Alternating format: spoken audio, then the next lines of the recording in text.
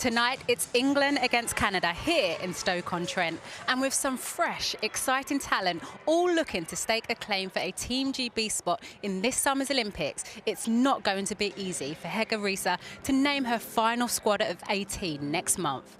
Let's hear the young Lionesses roar. Take it away, Abby.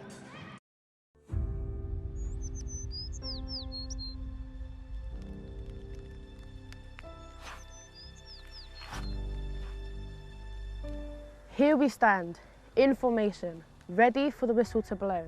Hearts pounding like an orchestrated band of bass drums, but no crowd to roar. We've proved to a nation that these girls can, so here we stand, the young Lionesses, hear us roar. Suddenly, there is a calm, like dewdrops sparkling on spring leaves, twitching, waiting for the sudden blast, the rush of adrenaline as they chase the dream. The contender, the young Lionesses, much stronger than before. Pounding the turf like 1,000 wild horses in unison, playing as one, thinking as one. With such finesse and grace, she smoothly slots one past the goal. We breathe a sigh of relief. Could she be part of the great Team GB? The pain is worth the glory. As the young Lionesses aim for gold, Tokyo, here we come. Konnichiwa, as they slot home another one. 1, 2, 3, 4. The Olympics is knocking at your door. We deserve this, must have been the team chat. We can do this, must have been the dressing room chant. Girls watching, this can be you. Young Lioness, you can too. Now let me hear you roar.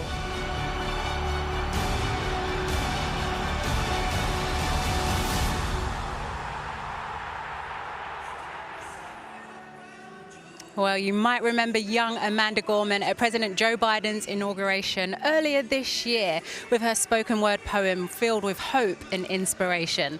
Well, there's a new kid in town. Well done to 17-year-old Abby Sims, giving us all the feels ready for this Lioness game this evening. Kick-off here at the Bet365 Stadium is just over 10 minutes away, which gives us plenty of time to introduce you to the panel this evening. I feel we have a mini Lioness reunion going on here. It is former Everton and England goalkeeper Rachel Brown-Finnis. I'm going to do my best to not call you Brownie throughout the show. All right. And obviously joined by Casey Stoney, manager of Manchester United and former Team GB and England captain. Casey, I'm going to come to you because you were in the studio on Friday as England were beaten by France 3-1.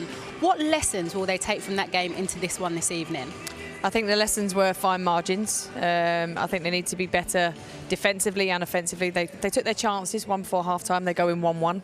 At 2-1, if they take that chance, it's 2-2, it's a different game. So making sure that they can do that. And then defensively, they need to be better. You know, you can't let the ball bounce in midfield, get done by pace. And then, unfortunately, centre-back has to go across to cover. And listen, this was an unbelievable finish. But if you don't let it bounce in midfield, you've got a chance of defending it. And then the connections at the back, the gaps were too big. So centre-back gets drawn out. The gap between the centre-backs here is huge. And you get isolated 1v1. She can get herself in the box. You can't touch her now. And this is a little bit of naivety to let someone run off you in the box. And she's got a simple tap in. So both boxes, they need to be better tonight. But there were some positives. And then, Rachel, coming into this game tonight, it's a strange one, isn't it? Because, yes, you're playing for the Lionesses this evening. It's a team game. But actually, you need to put in an individual performance because you're up for selection for the Olympics. Yeah, it's a lot on the line for these individual players. And we'll see soon with the lineup that Hege Riise has gone. She's given those players a chance. You know, a squad of 23 usually for World Cups, European Championships.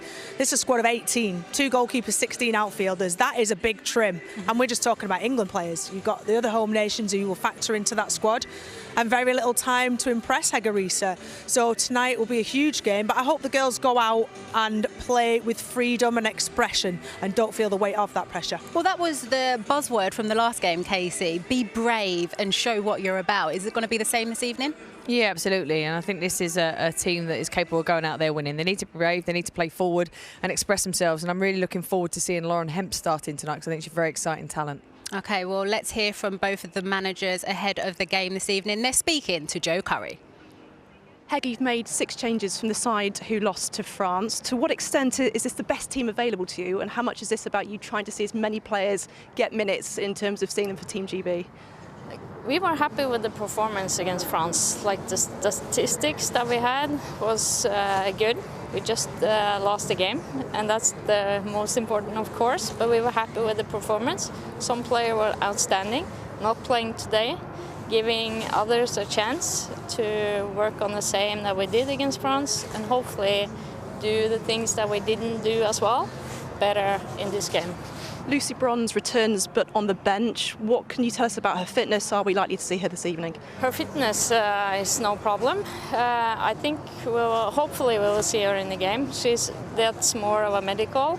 She did the training yesterday, some of the training the day before, so she's ready for some minutes if we decide to go for that.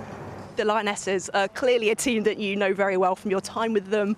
Always very helpful when you're planning for tactics and a team. But where do you see the threats coming from England tonight? Yeah, I think England with the ball clearly have a lot of threats going forward. But I think what we've done is focus on us. I think that's the best thing to do. But absolutely, they've got attacking threats. But I think counter to that, which we've seen in the France game, we've got to be ready that when we win the ball, we've got to try and hurt them. Thanks, Bev. Enjoy the game. Thank you. Rachel, let's stick with Canada right there. They've made 3 changes to their lineup this evening. Where do you think their main threats will come from? I think we certainly know the strengths down the wings. Janine Beckie in particular, we've seen at Manchester City for such a long time. She's a seasoned international player. She knows the pressure of major tournaments. She's a tricky player. She's become, I think, more of an impact player for Manchester City in how she's been used. But she's been she's difficult to stop. And what at the end of it, so for the bigger picture, not just for tonight, Canada, their main player Christine Sinclair is out. Their number 9, their ever-present goal scorer, got a knock in the last game, so not playing tonight. But longer term and for the Olympics, Janine Beckie popping that ball in for Christine Sinclair in the 9, that is where they're at their most dangerous. But it's an opportunity for Bev Priestman, former England assistant manager, to come in and impress in her first duty as a head coach. She wants to play top 10 teams going into the Olympics, and what a perfect opportunity. And talking about perfect opportunities and taking your chance, Lauren Hemp came on, made an impact against France, and she's in the starting lineup tonight, Casey. Yeah, and deservedly so. She was a really bright spark. Listen, she's been in great form for her club at Manchester City. She's direct. She's got nothing in her head but to face you up, and that's a nightmare as a defender. She faces up. She's scored different types of goals this season. This one's with her head. The thing about Lauren is she can go inside and outside. So as a defender, you show her one way, she goes inside. You show her another way, she can go outside. She loves taking players on 1v1. And as soon as she gets in the box, you can't touch her. So a really exciting talent. She's got pace, she's direct, and I'm excited to see her. And we do have a number of changes for England. We can go Carly, Demi Stokes coming in. What do you think about that change at left back? Yeah, well, I think realistically, it could be Demi Stokes or Alex Greenwood for the Olympic team. Simple as that. And so Alex Greenwood played in the last game, Demi Stokes tonight. So head-to-head battles, that's what it's about. Dealing with the pressure of that. Demi Stokes, they both, got a lot of experience at tournaments in these pressure cooker situations. So it's an opportunity for Demi because she's had her personal setbacks and she's had some injuries that meant she's not always played at Manchester City. We've seen Alex Greenwood play at centre-half as well, and that versatility will play in the favour of Alex Greenwood. But tonight, Demi's got the chance to shine. Chance to shine, and a big performance needed. Teams are nearly ready. That's it. We will be back here at half-time. A stellar game requires a stellar commentary team, which we have delivered for you this evening. It's time to hand you over to the commentary team tonight. Former England and Chelsea midfielder Karen Carney is alongside the legend that is Jonathan Pearce. Thanks very much, Alex. Good evening, everyone. Everything in balance, a good lesson for life, and an important one for the Lionesses tonight, according to Hege Riise, who thinks they were unbalanced in defeat in France on Friday, between keeping possession, blocking the French counter-attacking and creating chances themselves. Too big a gap, she thought, between the back 4 and the front 6 at times, and France took advantage in transition to slice through the England defence too often. It was a painful lesson, wasn't it? And lessons need to be learned quickly. 8 defeats in 13 matches since the 2019 World Cup final. 3 home friendly defeats in their last 4 makes grisly reading. They'd lost 8 games in their previous 40. The wheels need to be reattached. Also, the last chance for these Lionesses, led out by Millie Bright, to impress Risa before she names the GB squad for the Summer Olympics. Canada will also be in Japan. They'd be tough opposition there, having won bronze at the last 2 games, beating Team GB, of course, in the 2012 quarterfinal. So a big night for the likes of Lauren Hemp there, a stern test against a team ranked just 2 places below England in the world. This is a really good test for them tonight, Karen. Good evening. Yeah, it really is a good test. I think Canada will give a different, really different type of style of game that they're going to bring compared to France. I think they'll be physical. I think they will press from the front a lot more as well.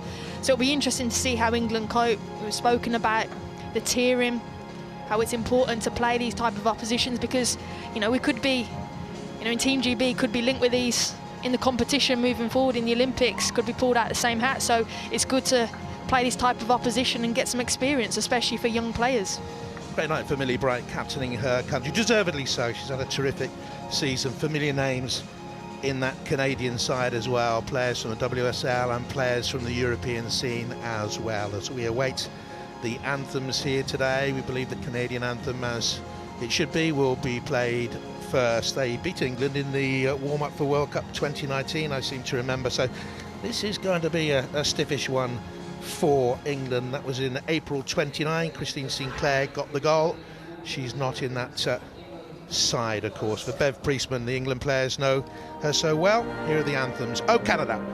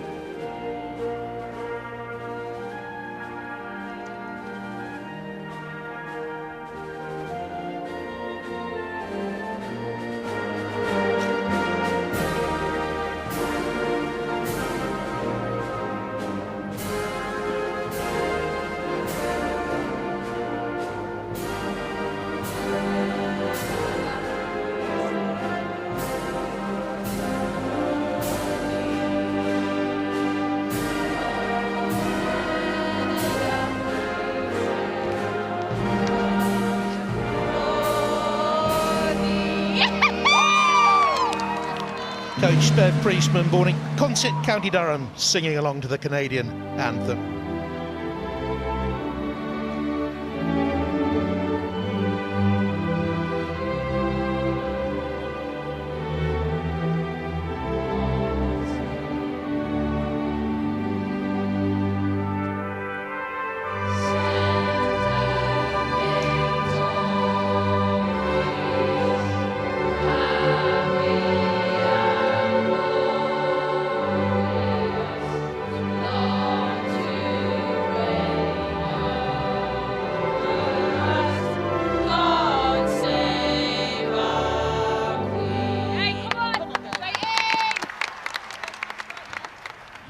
Against Canada. Let's go through those 6 England changes for you then quickly. An important chance for Carly Telford to replace Ellie Roebuck. She'll only likely to get 45 minutes to impress again. Karen Barsley is due to come on for the second half. Demi Stokes back after injury. Probably only get half an hour on medical advice. Jordan Nobbs came on against the French. She'll be competitive with Kira Walsh for an Olympic slot. Georgia Stanway back after playing 90 minutes in the game against Northern Ireland. And up front, Beth England's been told to stay central and play to her strengths as a goal poacher. Lauren Hemp, of course, deserving her start after that brisk 36 minutes on Friday. Well, Canada, there were rumours that Sinclair would be fit to add to her 297 appearances. That has not happened. She's not in the squad, ruled out. Veens, who came on for her on Friday, starts for the first time. Manchester City's Janine Becky and Alicia Chapman, who was in the 2015 World Cup quarter-final team, beaten by England, also come in. Zadorsky of Tottenham and Fleming of Chelsea provide more WSL interest on what is, of course, the 10th anniversary of the league. Substitutes for both sides are many. The rest of the squad, the fit players, are named there. You can expect Toon to come on as well at some stage, and they hope that Lucy Bronze will make an appearance after that injury. And for Canada, well, no Sinclair, but one or two familiar faces in there. Sophie Schmidt has been around for a long, long while. Very good player, for example. But one thing that Bev Priestman has done is introduce one or two youngsters into the side, and she's not been frightened here to include Evelyn Wiens from the start. Only her 5th appearance, the striker, and I was just saying, her first start for her country. The referee for today, Cheryl Foster, out there just getting things organised, because both teams will line up around the centre circle to pay their respects for the Prince Philip, Duke of Edinburgh. There will be a couple of minutes silence on what is a mild night for the Britannia. Been here on many a cold night, I can tell you. Lovely evening for football, for England against Canada, and the two teams will play their respects then to the Prince Philip, Duke of Edinburgh.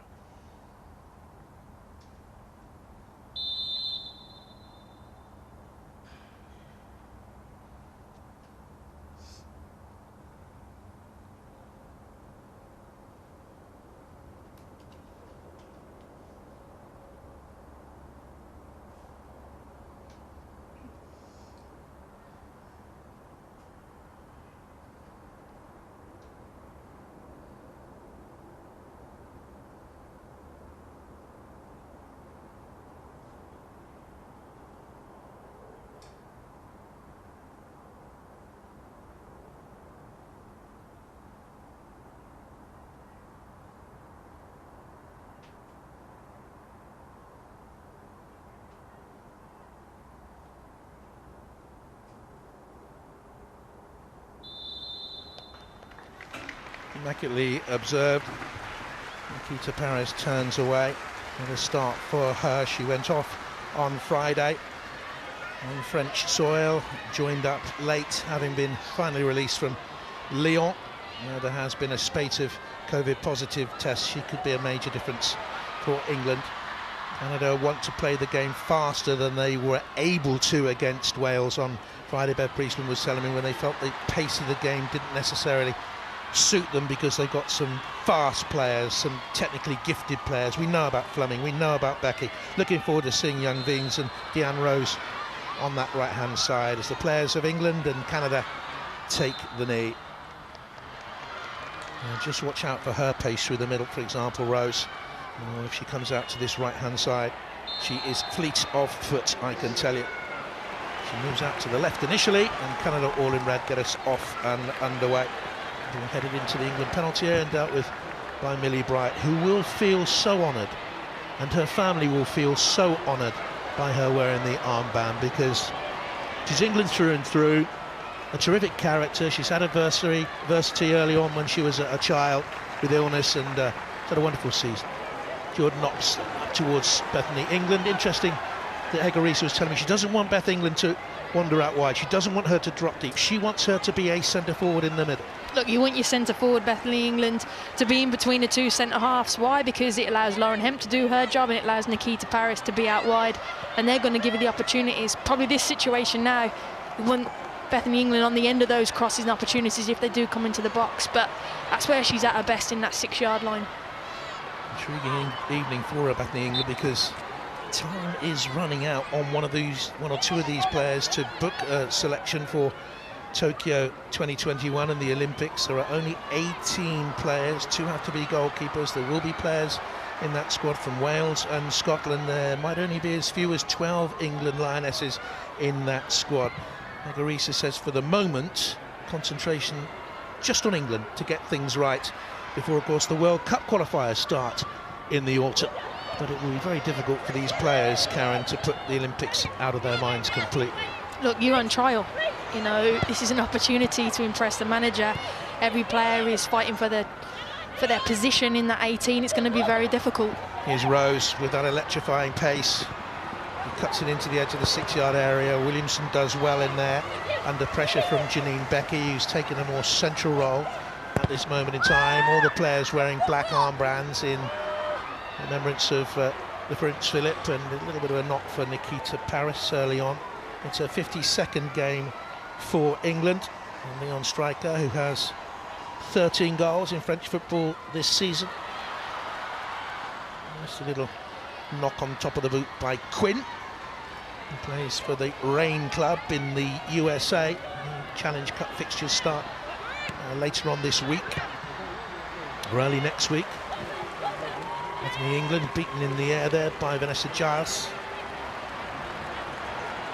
Williamson bypassed Demi Stokes under pressure, has given it away, and Canada score after 2 minutes and 35 seconds. An error at the back by England's left back, who has been out of football recently with an injury, and Veens is a goal poacher, we know about that.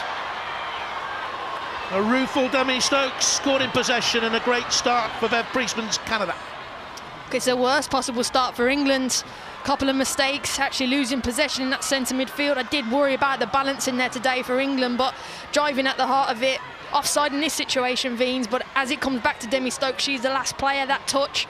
And credit to Veens, she does not miss, and Kylie Telford, it's a difficult one for her because she's so close, but that was a midfield balance I was always worried about in there with Stanway and Nobbs, very attacking minded. And then Demi Stokes, that touch then just allows Veens to get the opportunity, and it's a good little tidy finish.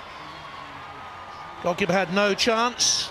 Had Demi Stokes not touched the ball, then Evelyn Veens would have been in an offside position. Scored against Wales, her first international goal, and that's her second in, 4 days.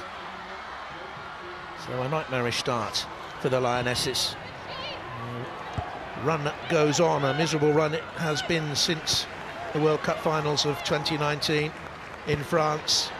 Came back, and Phil Neville knew he had to rebuild a side, but certainly bring in new players with a 4-year cycle in mind, and the results didn't come. Playing in friendly internationals, never the same.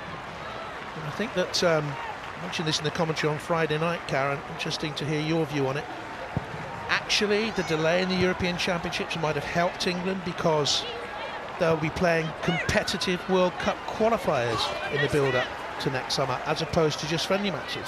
I agree, and I also think some of our bright talent that we'll see at that tournament will be some youngsters, and it gives them another year to learn. Your Lauren Hemps, more experience for Stanway, just to give them that little bit more experience to step up, because international caps do matter, and the more you learn from playing these games, like in this instance there, you've got to manage the first 5 minutes of an international game, because you can't go 1-0 down, because it's very difficult to come back into it, especially at tournament.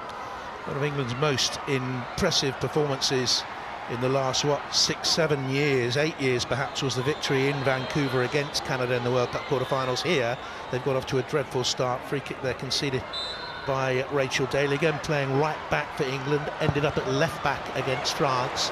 Plays as a striker for her club. Picked up by Kylie Telford, a 27th international for her first in 13 months since she played against Spain. Again, doesn't get a great deal of club football with her club. She's only second choice. Headed on by Bethany England, teammate of her at club level, of course, and it's lifted away by Shalina Zadorsky of Tottenham Hotspur. Got some experience in this Canadian lineup. She's got 70 internationals. Here's Nikita Paris, and a chase across there and puts Alicia Chapman under pressure. That's a goal kick. It was the right ball there from Stanway, that little space in behind. You need to get Nikita Paris, Lauren Hemp in the game, Fran Kirby. They're your match winners, and then that will bring England into the game as well. It was the right pass, just the wrong execution on it. Karen was in that England squad that beat Canada in Vancouver. Chapman was in that side that day. And expected to win, the Canadians as hosts. There was always a bit of rivalry between us, there was, JP, that especially with the manager at the time, it was John Herdman, and I'm sure the girls in commentary downstairs will be able to reiterate that, but it was when we got that victory over them in Vancouver, it was definitely, we got one over on them finally. What was behind the needle then, between the two countries at that stage? I think it was the manager as well. He used to kind of, at breakfast, because you used to stay in the same hotels, and he'd come up to you and get in your ear and try and get some mental psychology over you, and yes, it was interesting. So I think they beat us in the Olympics, and that really put a dent into us, so we were determined then to do and get one over on them in the World Cup, and we did. Sinclair got the winner, didn't she, in the Olympic Games of 2012. They've been staying together in the build-up to this at St George's Park, and some interesting conversations between Bev Priestman and her former England players. That's a good effort from range there. That goes just wide from Georgia Stanway. She has that vision, she has that ability to execute that sort of effort to add to her 2 goals for England. Quick thinking. I love that from Georgia Stanway. Noticed the keeper was off the line. Labbe gave her that opportunity, but again it was sloppy from Canada, and credit to Stanway, right onto it and recognised the high line from the goalkeeper. Ashley Lawrence, dad from Nova Scotia, mum Jamaican. On that line, another one who's hugely experienced, 92 internationals, another baby in the Canadian list of internationals. When you've got Sinclair 3 away from 300, it's staggering number of internationals she's played, and others in the squad as well. Desiree Scott wearing 11, 158 internationals.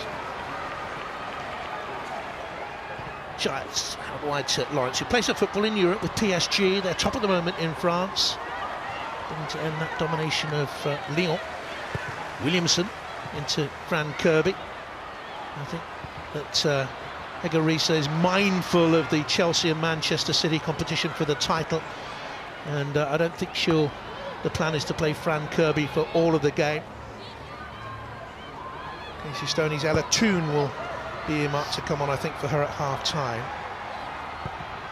There's Georgia Stanway. And Demi Stokes, just the sort of start she didn't want. I think what Canada are doing well is they're really protecting the inside, so it's actually getting quite difficult for Jordan Nobbs to get on the ball, Fran Kirby to get on the ball.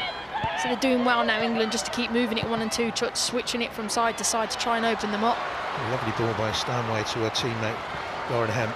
Handed back there by Ashley Lawrence. Lauren Hemp with the electrifying runs, the dazzling pace, could hold the key today. There's Becky. Infield to Desiree Scott. Winnipeg girl, plays for Kansas City.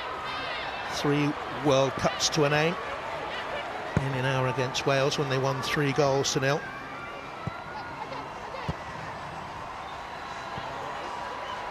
Stephanie Labbe has gone on to become their #1 choice in the last few years. She was only on the bench in World Cup 15, but played in all the games in France. There's Lawrence, caught in possession unfairly. The referee gives a free kick against Lauren Hemp. How impressed have you been with her this season, Lauren Hemp? I haven't hid my opinions on Lauren Hemp. I think she's unbelievable. I think she's the modern version of a Kelly Smith. I think she's an a Rachel Yankee. She's just, I was saying earlier, I think she retired me off. I noticed how talented she was. She's an absolute joke. How she moves, she's so dynamic, left-footed, can score a goal, absolute match winner. There's Nobbs, and back to Kirby, Bethany England. And a shot from range, not far off target, and they're getting players forward into dangerous positions. And we know that she has an accurate shot and a powerful shot. We've already seen it twice now in the game. And a great effort it was by England's #4, Georgia Stanway, from range. Yeah, Stanway started really bright. You know, she's higher up the pitch. I know she's been a bit deeper in the build-up play, but you see her higher up in this situation. That's what she's renowned for, those long-distance shots. And again, that's the second one of the game, so hopefully the third one on target. A couple of goals for England so far.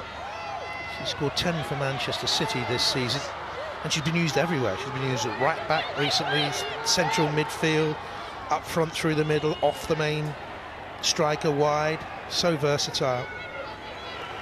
And she played in a 3 at the back in a pre-season friendly, I seem to remember. Free kick for England. Demi Stokes is there, and Jordan Nobbs, who can deliver a good ball into the penalty area. Missed World Cup 19, only played 1 game at World Cup 15. Deserves to go to a majors and play an influential role. In comes her cross. It's dropped a mini play just inside that 6-yard area, and she couldn't readjust her feet and get the shot away on goal. It was Bethany England, inside that 6-yard area. It fell too, and just a little bit unkind, the bounce, she couldn't clear her feet. Yeah, he just wanted it to fall nicely for Beth England. She was in there, just didn't fall for her there, and Wiens, who was at the right place, got it away from England, otherwise she would have had a nice tap in. In comes the cross, Bright was in there that time, it comes out to Kirby, swung a boot languidly at it. Shot back towards the edge of the 6-yard area. Demi Stokes has stayed forward there. Appeals for the corner, but it is a goal kick.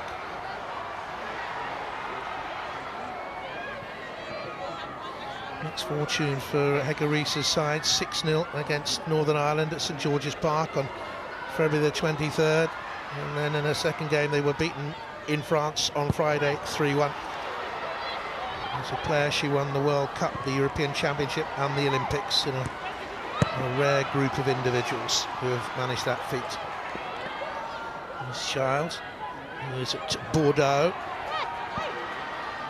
Checked on the pronunciation of Vanessa Giles with the Canadian side. I thought it was Gilles, having described her as that when I've been commentating on Bordeaux this season, but apparently it is Giles. And here's Paris and Millie Bright. Switch of play, looking for Hemp. And well judged by Ashley Lawrence, who got it away.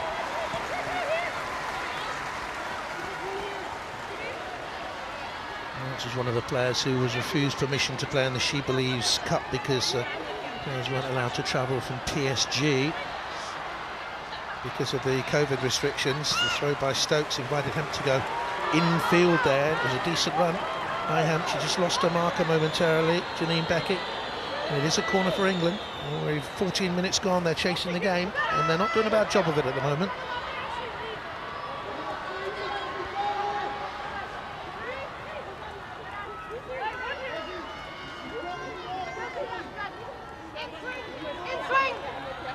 Been at the near post. Into the corner kick. Into that near post area, cleared away. Pushback it was by Stanway into the mix and away then to Daly. Kirby's on that England right, supported by Bethany England. 3 in the middle to hit. England again. In comes the cross, good ball in there as well for England that time. Just headed away by Desiree Scott. Stokes has stayed forward, trying to work a shot away, and can only clear as far as Dale. I thought she might have just got caught there actually by Evelyn Wiens.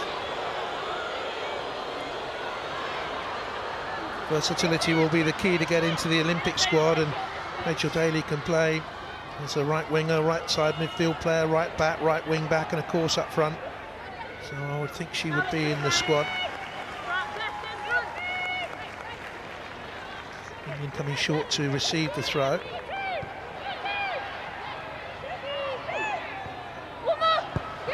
And around the corner neatly to Paris.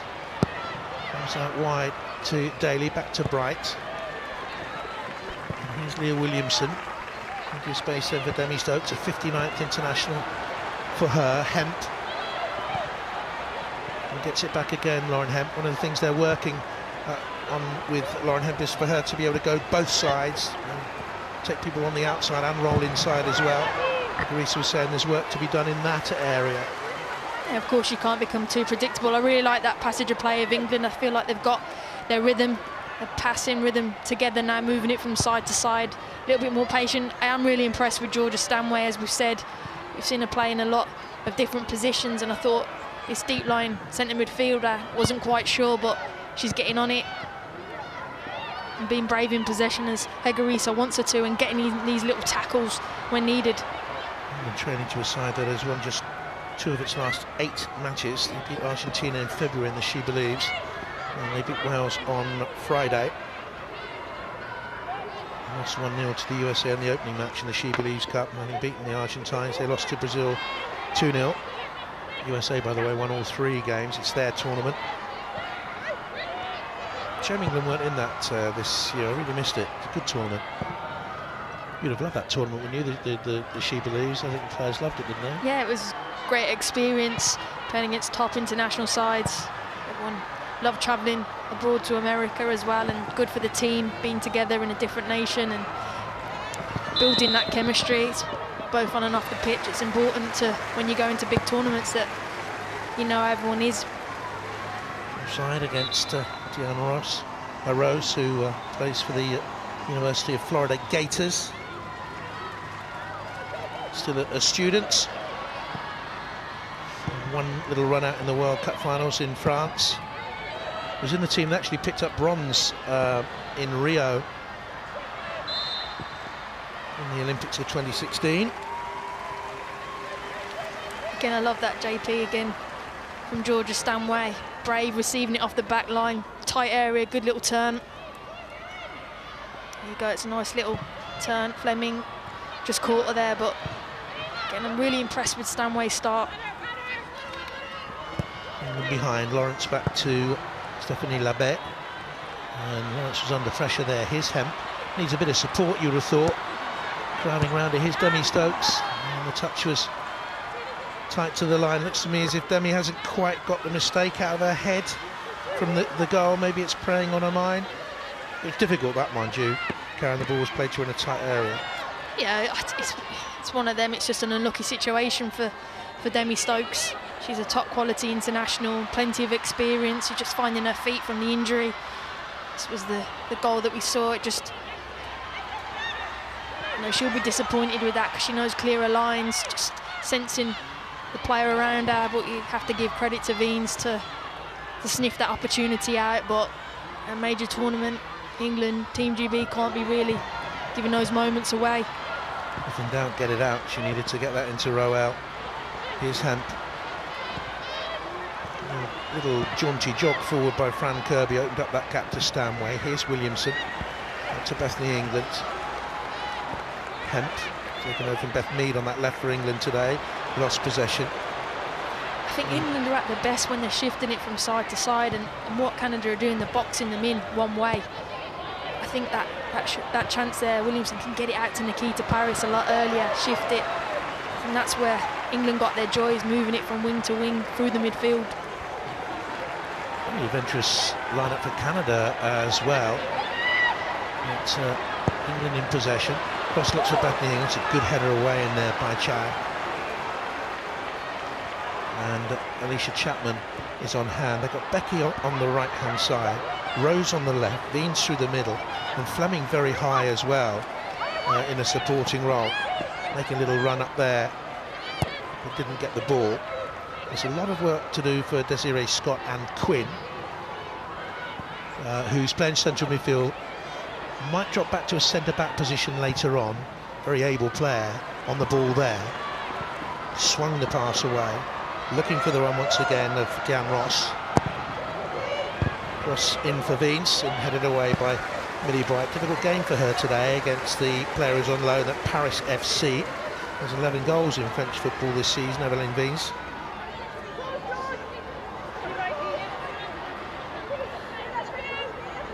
We just need to break this cycle and get some wins under their belt. Beat Japan in that she believes. Then had the one game against Spain, a defeat in the USA before lockdown. And we're off international football for 11 months. And there's a getting to know you phase, as we described it on Friday night in the commentary of the French game. Yes, the players know each other, of course, so well. A lot of them have been together for a long while in the Lionesses camp, but it is a situation where, to some degree, they're starting again under the new coach. How disturbing is that they have to start again? They had Phil Neville, they had the World Cup, then they sort of began again, now they're having to begin again, Karen. Look, it's not ideal for the rhythm of the squad, but, you know, England have found a manager that will come eventually. And when you find a manager in Serena and you think, right, she's the right person, sometimes you have to wait for them. And I think Serena is the right choice. I think she'll be a brilliant acquisition for the team moving forward. And unfortunately, this window is just not ready for her to come. So, you know, they found someone in Hegarisa who, as you've spoken about earlier, has got fantastic pedigree in the game, knows the game, has got fantastic staff behind her.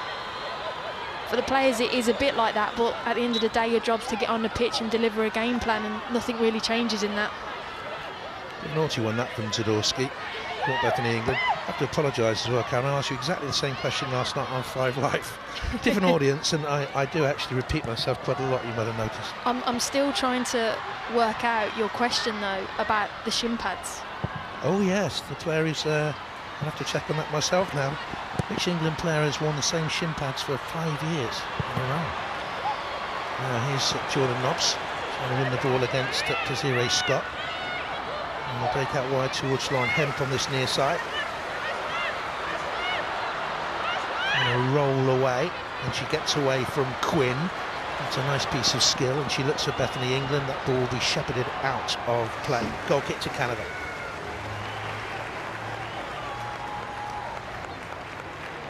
I think this will be a good test for Lauren Hemp today, because she's up against a very good right back and very experienced Lawrence.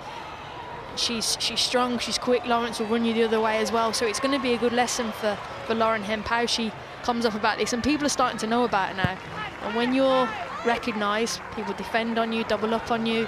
You've seen Becky's coming back because she knows her as well. So how do you react to that? And how do your England players help you in that situation when you're 2v1'd at times?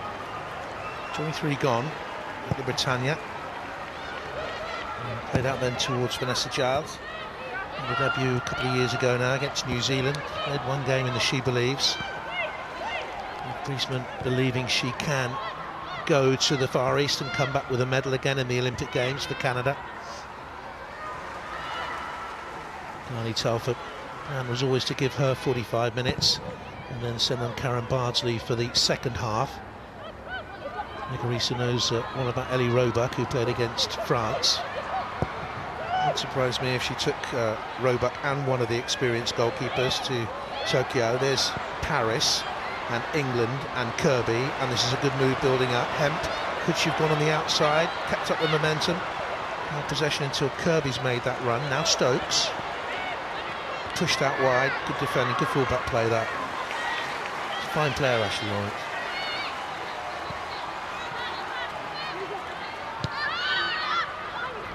Williamson,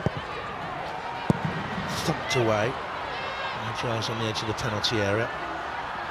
Millie Bright trots across and gets it. She said of her football career, a bit of a mistake to get into the game, Millie Bright, because she was into horse riding when she was a youngster.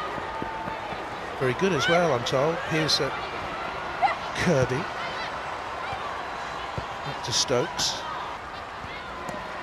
And now Hemp does go on the outside, and this is a good run here by the England winger. Cut it back. You can see what she was trying to do, because Kirby was in a good position and Nobbs was in a good position as well. It is noticeable that Stanway is holding the deepest of those 2 England central midfield players, and she's got a rattling challenge in there. I'm laughing because Georgia Stanway trains like that as well. I think it was a thing that kind of, as senior players, when she first came into the squad, she was not afraid to go in for tackles like this in training. That's just a player, that's the commitment that she brings to the England squad. This is the Lauren Hemp bit of magic on this left-hand side, gets past Scott. And then you've got to pick someone out. You've got to get your head up in that situation, pick the end product. First bit brilliant, the next bit, those are the defining moments. A folk hero in Manchester is Georgia Stanway. There's a big mural on a wall in the Manchester Northern Quarter, I'm told, of her. Or a murial, as Hilda Ogden would have once called it, if you remember your Hilda Ogden from Coronation Street. A bit of a ticking off for Evelyn Veens. Millie Bright. Stokes.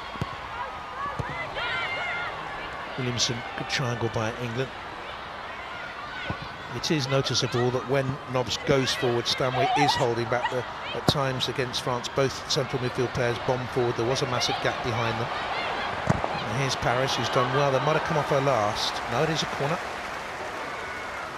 It went off Alicia Chapman. Corner ball for England. Chance here. It's really good from Nikita Paris. Good running behind. No, she's fantastic and she's so fast. Does well for there to earn her team the corner. If you just joined us, England trailed to a very early goal by Evelyn Veens after a mistake at the back.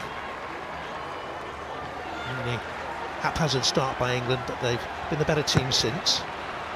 Connor is driven out into Frank Kirby territory, took a touch. Oh, was found on the edge of the box. That's a silly challenge from a player of the experience of Shelina Zadorsky. Yellow card. Tottenham player will go back to Orlando Pride, and on loan. Who holds an Olympic record, sent off in a record time in an Olympic Games match. He's got squared up against the runner.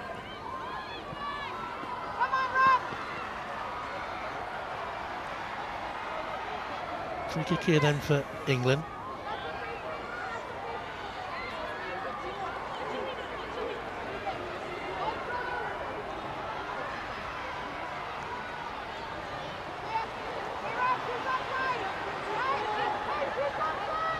Chance for England to get back into the game. Jordan Nobbs can strike the ball with venom from distance. Stokes could have a go as well. He'd rightly stood behind the wall and well offside in the eye line of the goalkeeper. Now comes back to walk in front of the wall. Nobbs takes it. Ooh, and it rattled the top of the bar. Goalkeeper got something on it. Stephanie Labbe, and Nobbs and England denied. Georgia Nobbs has got one over the wall. Good little fingertip save onto the crossbar. Fantastic effort from Jordan Nobbs. Power. Keeper did really well. It's getting off on it. Scored on a debut from range against Italy, I seem to remember. In comes the cross, headed away. It's another good hit from range. Stanway arriving. She's setting her sights. That's her third effort of the game. All off target so far. England look really good on the actual second phase as it comes out. Clearance. Georgia Stanway quick onto it. Just doesn't get ahead over the ball, so it's just constantly rising. But that's Frank Kirby. That's Stanway, always bright on that second phase. Something perhaps England have worked on set plays, which building some good opportunities. I think England have got momentum now. Scored a thunderous goal for a younger England team, Jordan Nobbs. Start of her international career, but it was against Italy in the Cyprus Cup where I think she scored on a debut. Were you in that team that day? Did you play? I can't even remember what I did yesterday, JT. Well, you were with me. I have that effect on people, to be honest. There you go, there you go. It was Millie Bright. Now Williamson. Stokes. That's rolled away from Lauren Hemp. Difficult to control it that tight to the line. Now Stanway's missed the challenge here. Jessie Fleming goes away from her. She's brought down. And a poor clearance away. Alicia Chapman wanted to do too much on it though. Nikita Paris was across there.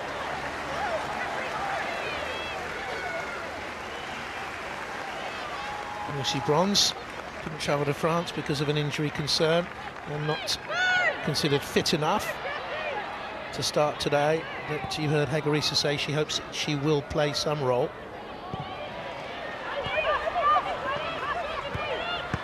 Half an hour played. England planned to take Demi Stokes off after half an hour and introduce Alex Greenwood. This isn't a problem for Demi Stokes, but she has had the injury, and on medical advice and with the club in mind, they were only ever going to give her half an hour today, so this is part of the plan. Yeah, it's part of the building back into fitness, especially at international level, and probably that was the slow start potentially from Demi. She's been out for a long time. She's a top quality player, brilliant defender. Who's just unlucky in that situation, but you've got to see the bigger picture, and managers and coaches and fitness coaches. It's not just about the here and now, it's about a month or 2 months' time, bigger picture planning. So Alex Greenwood is on for a 49th appearance for her country. Let's play back here to Scott.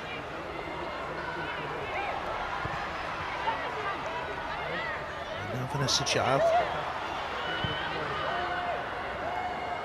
Interesting to see the development of Priest. She was with Canada before, of course, at the younger age groups, and then she was assistant to John Herdman. And here's the goal scorer. Ran into a brick wall called Rachel Daly. Here's Nobbs. Some big England names will not go to the Far East with Team GB. Not enough positions for them all, because there are Scottish players who deserve to be in that squad. Can't leave Caroline Weir behind, not on her form this season, I wouldn't have thought. Erin Cuthbert, Kim Little, some really talented players.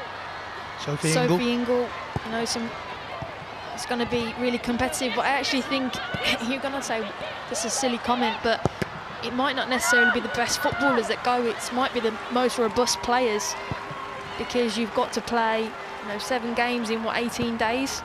So with a squad of 18, some technical players might miss out because you need some robustness in the squad. You can't pick a player that might be fit for 1 in every 3 games. They have to be in every training session, be ready for every single game, and that might be a defining factor as well.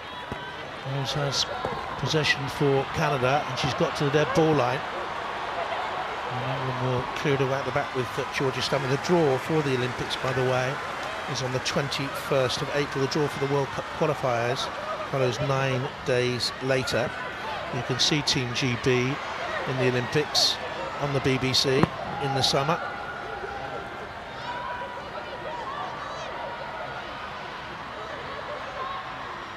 12 minutes left in the half. Good run here, it was. Has the ability to take on defenders, power and pace, and read the game well there with a little cutback, but her teammates weren't on the same weight at length. Scott strong in midfield at the moment for Canada. Good balance in there, Scott and Quinn. Another who made a debut against Italy in the Cyprus Cup, but that was for Canada, of course. There's Fleming. Again, that's another important nick from Georgia Stanway there. I've mentioned her a lot. This is better from England now, getting on it. Jordan Nobbs getting on the ball as well.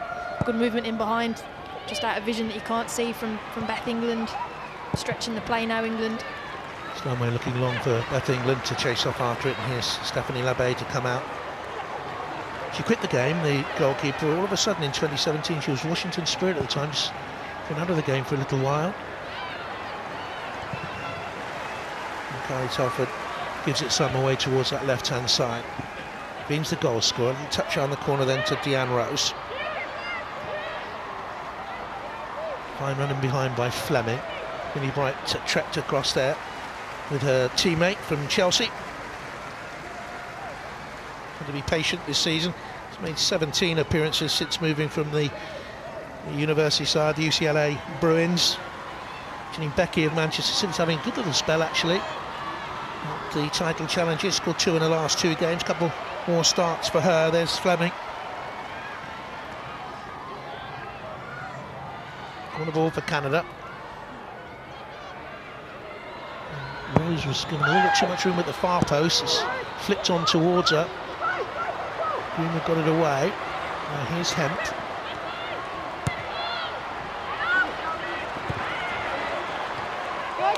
Actually Rachel Daly who got that away back inside that England penalty area. Stanway, would you say she's been England's best player so far, Karen? I do, yeah. I think she's been the one that's tried to, she's had shots even though she's a deep lying midfielder. She's tried to get in possession. She's got in some vital tackles. I think she, yeah, definitely, like I said, I was worried about potentially in that midfield with Jordan Nobbs and Franco because it's so attacking. I was worried about where the balance might come from. I thought she's done really well so far. It wasn't a good ball forward by Leah Williamson, but Canada haven't made any great use of it. Becky was caught in possession. There's Greenwood. Oops.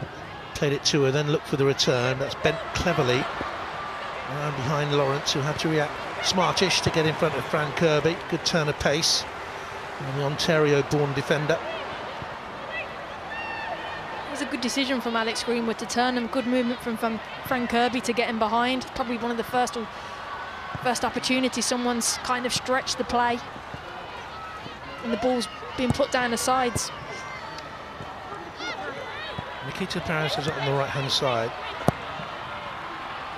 Now Daly looks for Bethany England. Cut out by Sadorski. When England move forward, it's quite interesting at the moment that Alex Greenwood is moving infield. And that's opened up a space for Kemp. She's dropped back out now wide towards this near touchline to receive. Needed to get it onto Hemp, and Lawrence is there once again. And that bronze-winning medalist team in 2016. On the way to Tokyo with the squad again. Scored a couple in qualifying, did Lawrence, the right back, can play further forward. Gwynn nearly gave that away, ricocheted off her.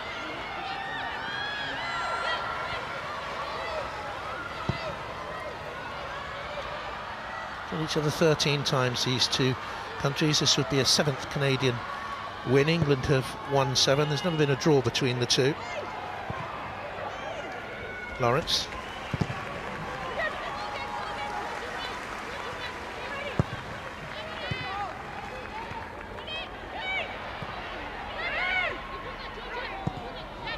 By Desiree Scott.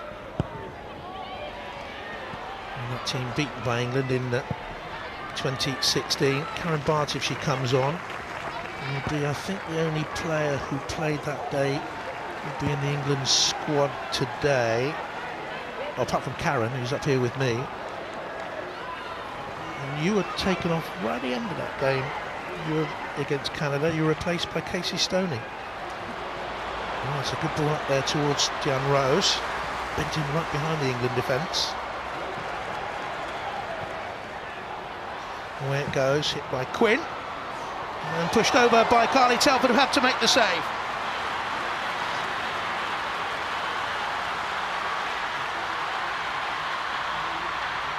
It's good technique from Quinn. Difficult one. Kept an eye on it. She actually side-footed it. I think it was a comfortable save for Carly Telford. No messing around. Just going to deal with it, push it over the bar, straight at her. Was bending, pushed it over. It's a good, comfortable save from Carly. The lowdown on that save from Rachel at half-time.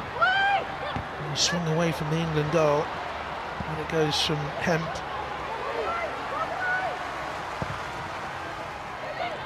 Played back in by the right back Lawrence, and England eventually get it out towards Nikita Parris. Hasn't seen a great deal of the ball, Nikita Parris.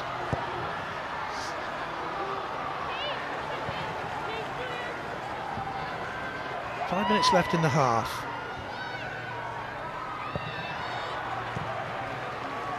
Lobbed out wide to Greenwood, dropped short. Wasn't the best of passes by Jordan Nobbs. But here's Leah Williamson. Spreading the play then towards Rachel Daly. Pass in field to Fran Kirby. The plan is to give her 45 minutes or maybe a little bit more. And then Casey Stoney's tune will come on from Manchester United.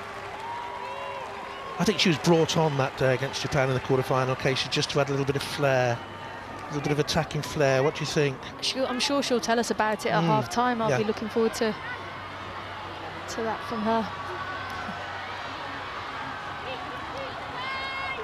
Yeah, it's going to be a throw to Canada.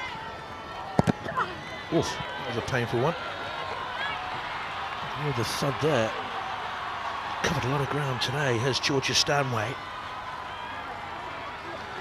It's Kira Walsh, by the way, shin pads player.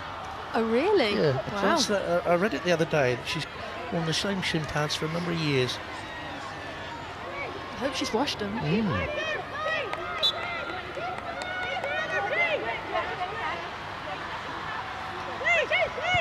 Okay, Georgia Stanway. Here's Ashley Lawrence for Canada. So they venture down this right-hand side. Becky. Really talented player, such as the strength of Manchester City's side. She hasn't been a regular from the start, but as we're saying, she is having a little bit of a spell now on the side. Scored in the cup final back in the autumn. It was held over from last season. Means inside. No VAR here, but the assistant referee was right up with the play. Now Paris. 3 minutes left in the first half. One of the great statues in English football is outside this ground. As you walk up to the ground, Gordon Banks stands proudly. Wonderful goalkeeper and lovely man. Perhaps I was gazing too fondly at that. I certainly was on the phone too much, so I walked from the hotel. I was only 200 yards to the ground. I wasn't really paying attention where I was going, Karen. And I knew the stadium had to be on my left-hand side. I kept on my left-hand side, head down in the phone. All of a sudden, there was a beep. I'd walked out onto a dual carriageway. Wow. It was a silly thing to do, wasn't it? There were a fair few people out this end. Why did one of the cars hit you?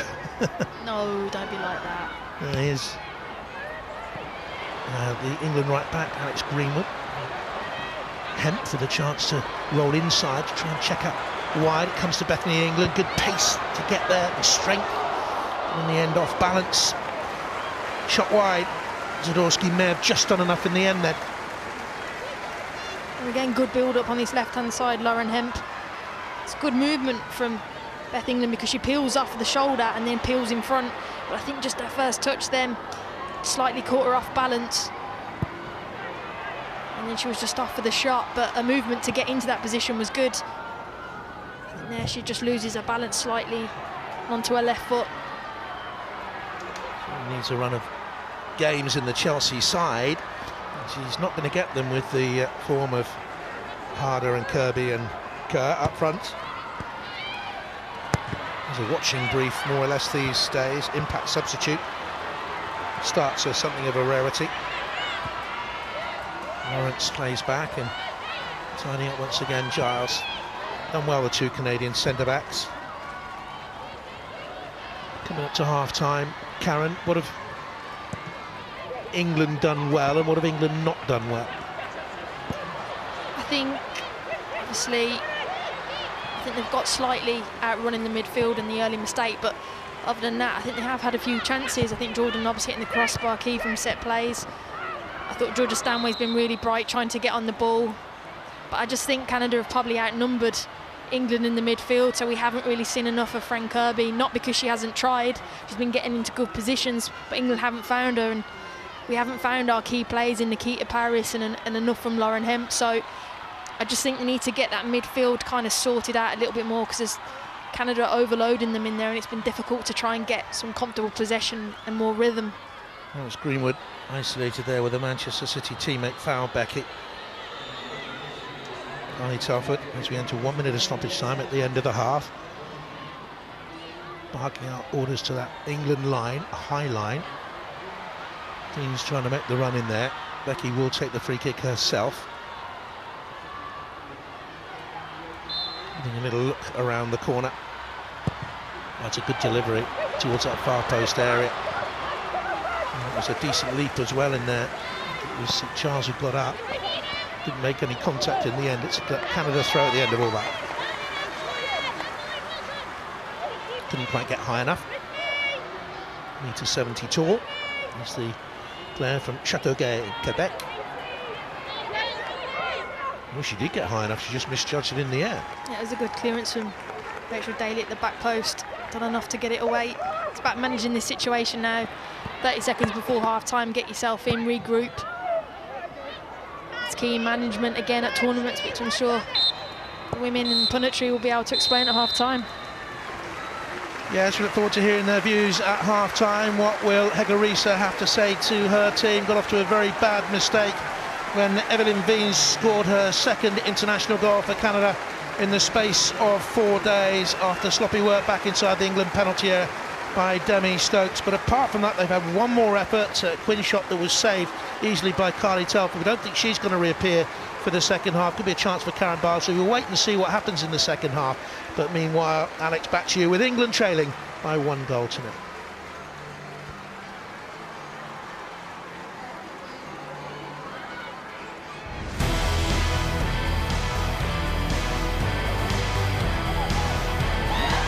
Canada score after 2 minutes and 35 seconds.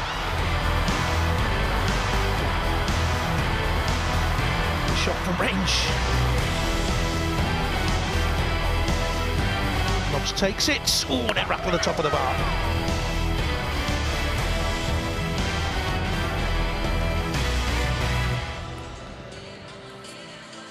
Yes, on a day of celebration for women's football for the Barclays FA WSL. The celebrations are on hold at the moment, Casey, for the Lionesses. Thoughts on the first half?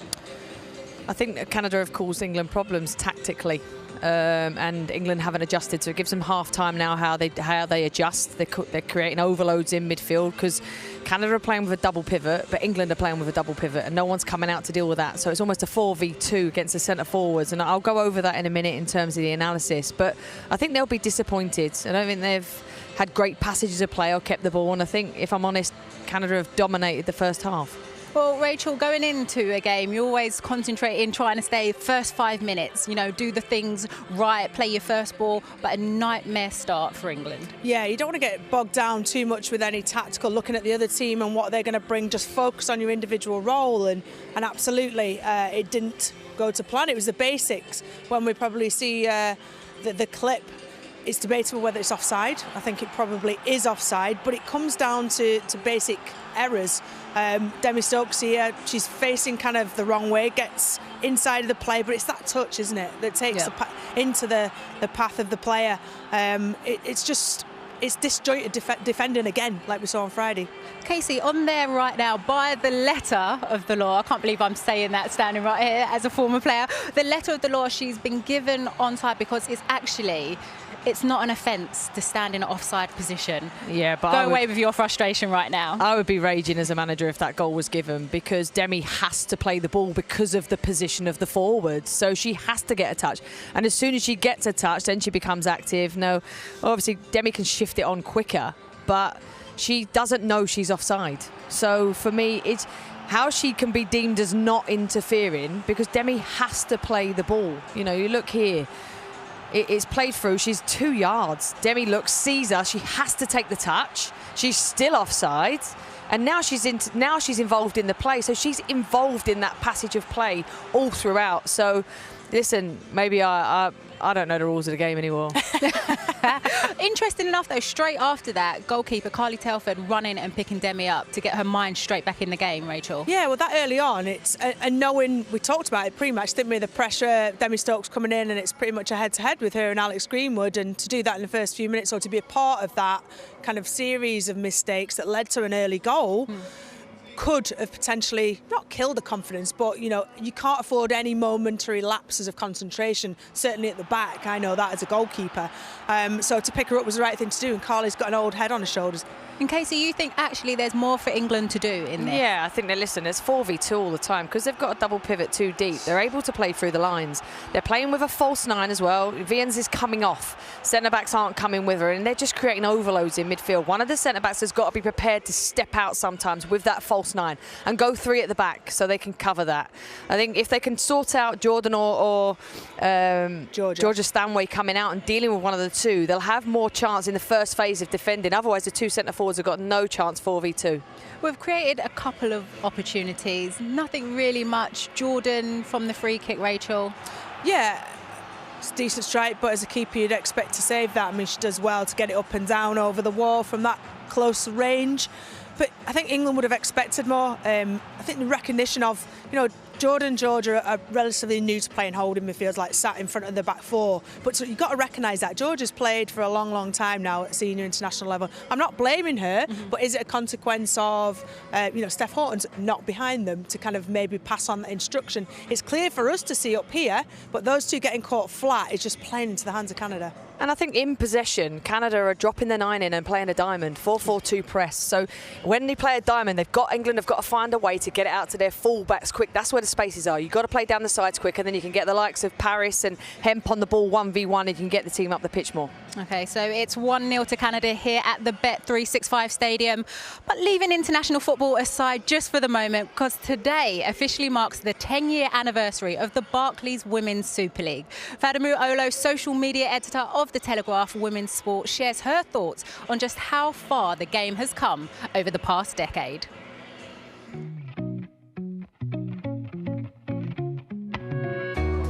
Famous names, some familiar faces. Super League.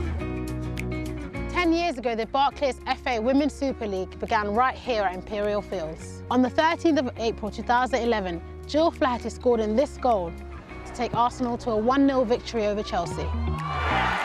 The teenager scores the first goal of the new Women's Super League. 8 teams took part in that inaugural season, and since then we've had plenty of relegation drama and edge of our seats moments. What a goal! What a strike! Seeing Rachel Yankee with her braids and oversized kit is a look that I tried to copy growing up. The WSL has become the most exciting league, welcoming talent from all over the world. Remember World Cup legends Carly Lloyd and Crystal Dunn? But homegrown talent has equally climbed the ranks and been inspired by early pioneers of the league. Steph Horton, Danielle Carter and Farrah Williams are just some of the early trailblazers who until this day are still involved in the league. The WSL has the power to inspire. Just look at Manchester City's Georgia Stanway. She was inspired by her then hero Lucy Bronze, who has now become a teammate at both England and Manchester City. Now what a story that is. I remember this so vividly. I remember we was preparing for the Under-17s World Cup. I remember exactly where I was sat. I was sat in the back right-hand corner. And when I come in and I seen them, I was getting all red and all nervous. And I didn't ask a question. I waited until the very end and then I got called out. Georgia Stanway, I can't believe you haven't asked us the question. And I remember asking the worst possible question. Obviously, like, food is a massive thing and we love food. So how do you cope when you go to different countries and the food's not great? I remember thinking I could have asked anything here to try and help my football, and I ended up asking that. As the league continues to grow, so does the demand. 10 years of coaches, players and behind-the-scenes work has laid the foundations for the best league in the world. A league that's travelled all over the country, where teams have brought record crowds to Premier League stadiums, Stamford Bridge, Villa Park and the Amex. The Manchester Derby took centre stage at the Etihad. And it was here last season that a record-breaking crowd of over 38,000 fans showed up to a fiery North London derby. And the next 10 years promises to be just as exciting. With a groundbreaking multi-million-pound investment in TV rights to the league, women's football will be everywhere. We are bringing women's football to a new digital age. As someone that gets to work in the greatest league in the world, we are bringing TikTok trends to the office. A new generation of players are using social media as their platform to connect with fans. They stand up for what they believe in and inspire people up and down the country to support women's football. Gone are the days of being grateful. Sportswomen are here because they deserve the best. The WSL is elite, entertaining and competitive. Week in, week out, the best talent in the world graces our pitches. We've got plenty to look forward to, including a home Euros in 2022. Here's to the next 10 years and beyond.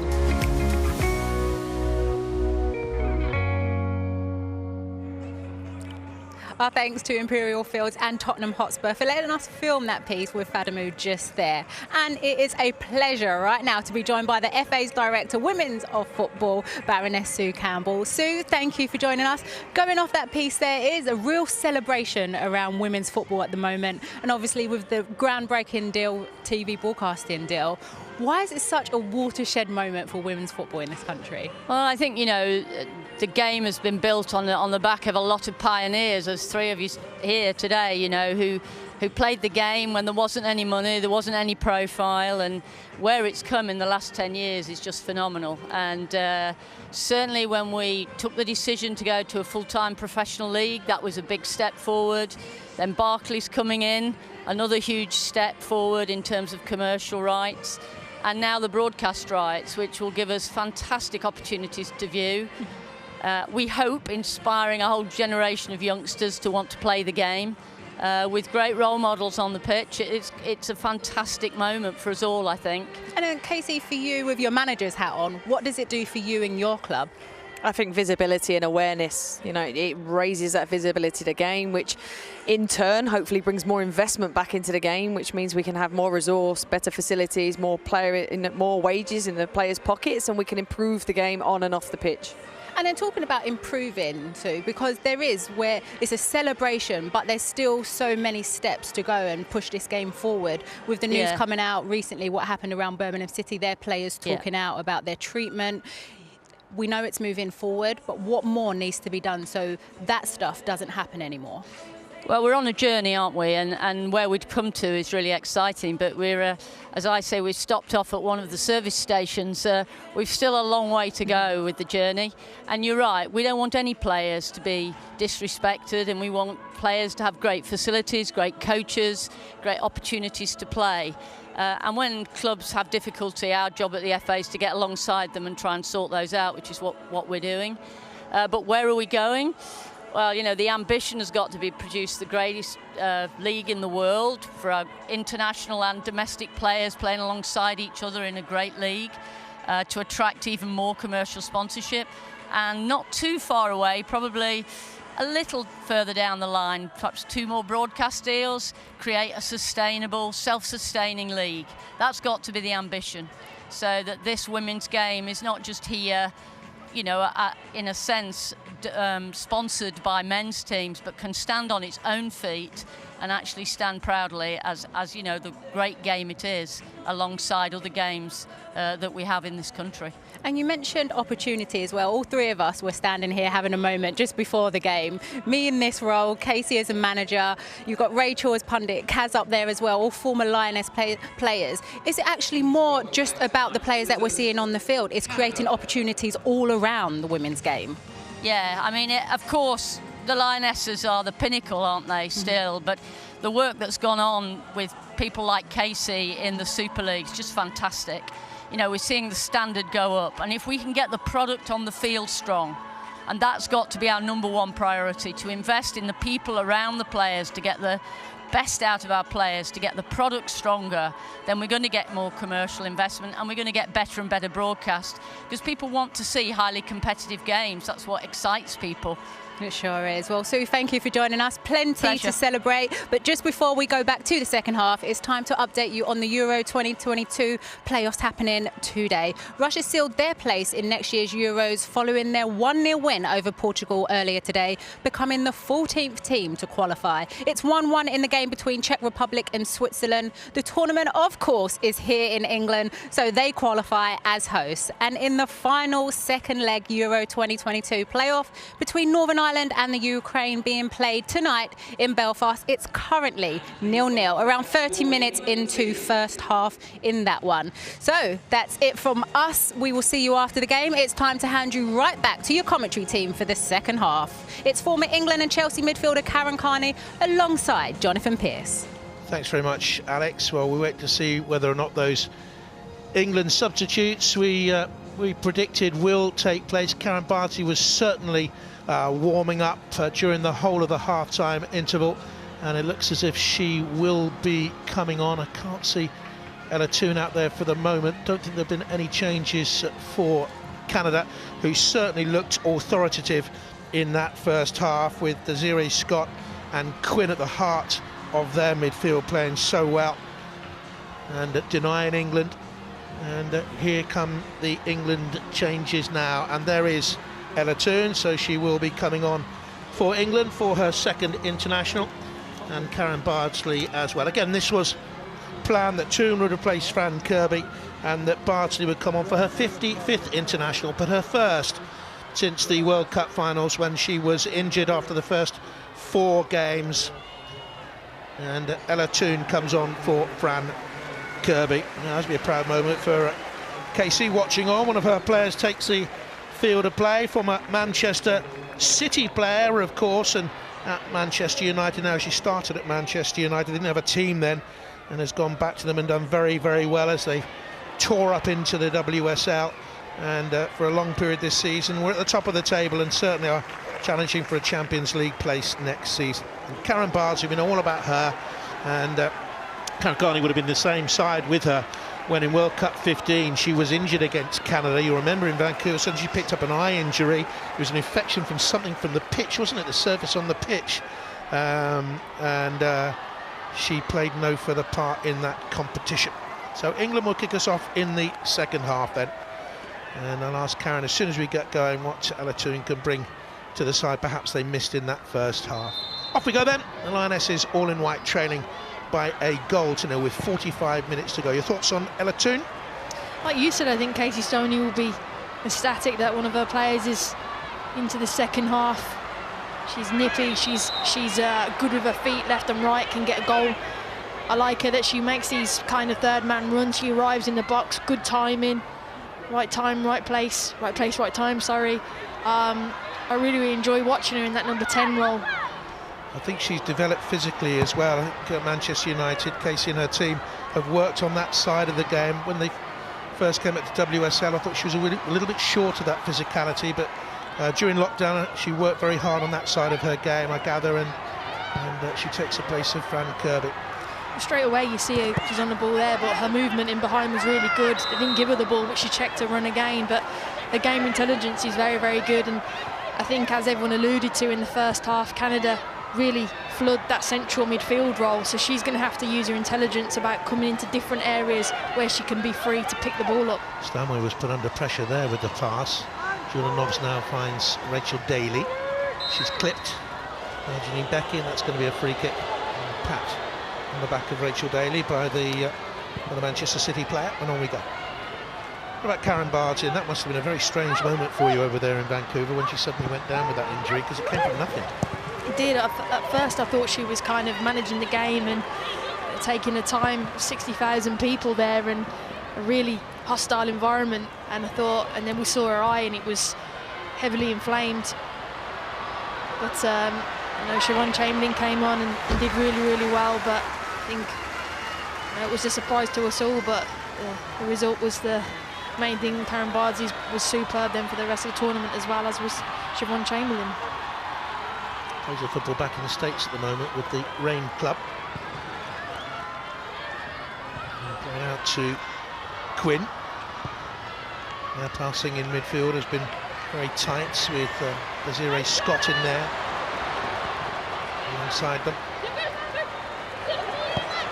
And here is Quinn once again. Good combination back there. Double pivot, as Casey was describing it in the first half. Great analysis.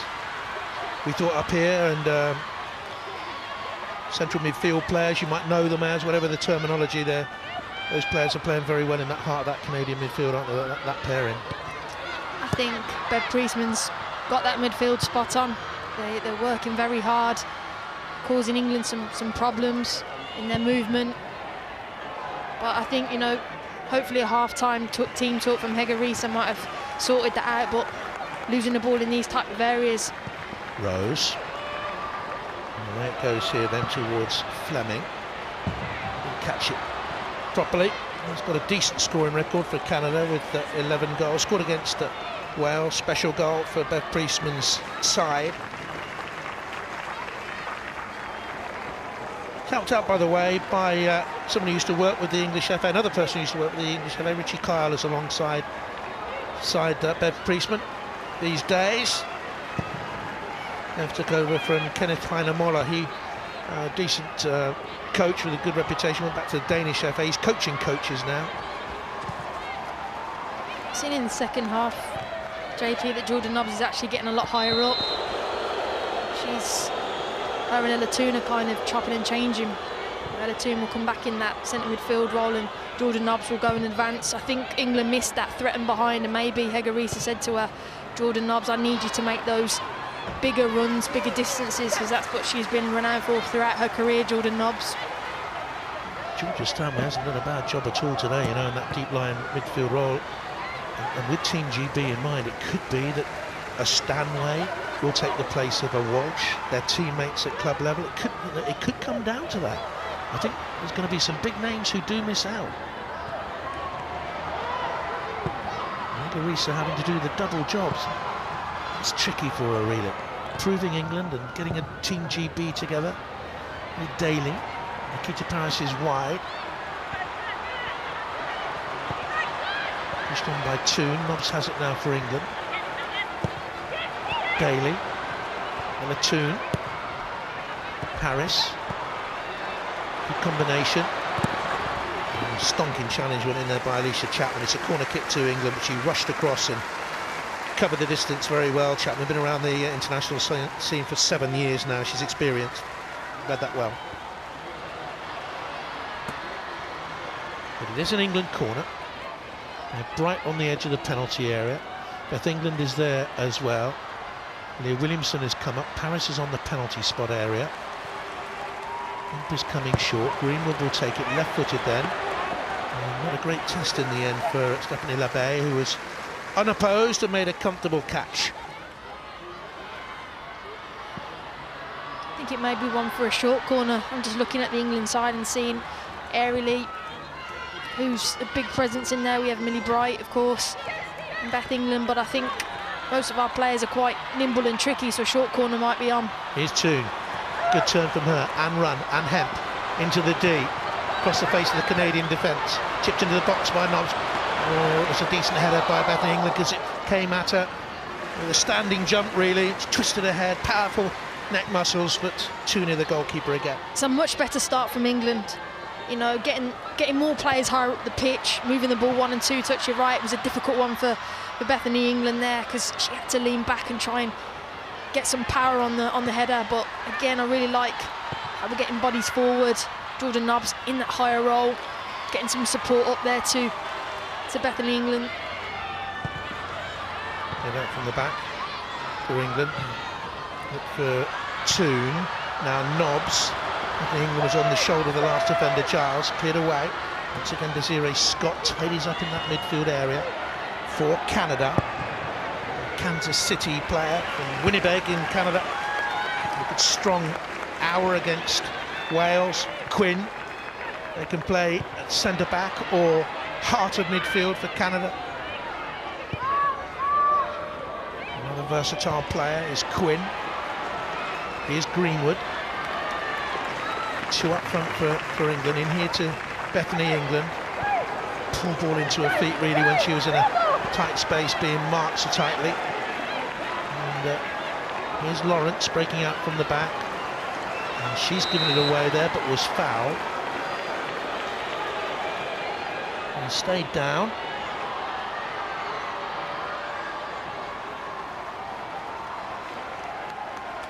Another one who's been around the scene for a long, long time. 8 years since she made her debut in a 1-0 away win in China. She got the goal that day.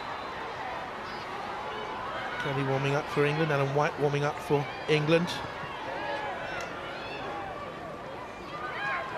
Good turn by Quinn. And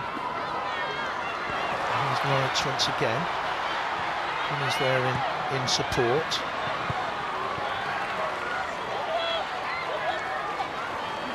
And Greenwood nicks it away. Tidy player, Quinn. Very tidy, as you said, versatile. Moves it 1 and 2 touch. Playing different roles.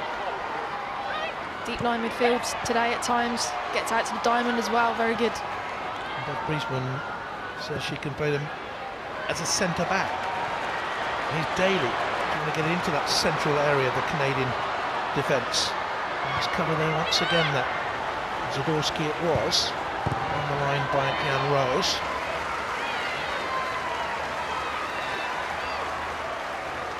England steady in possession, but how many chances are they creating?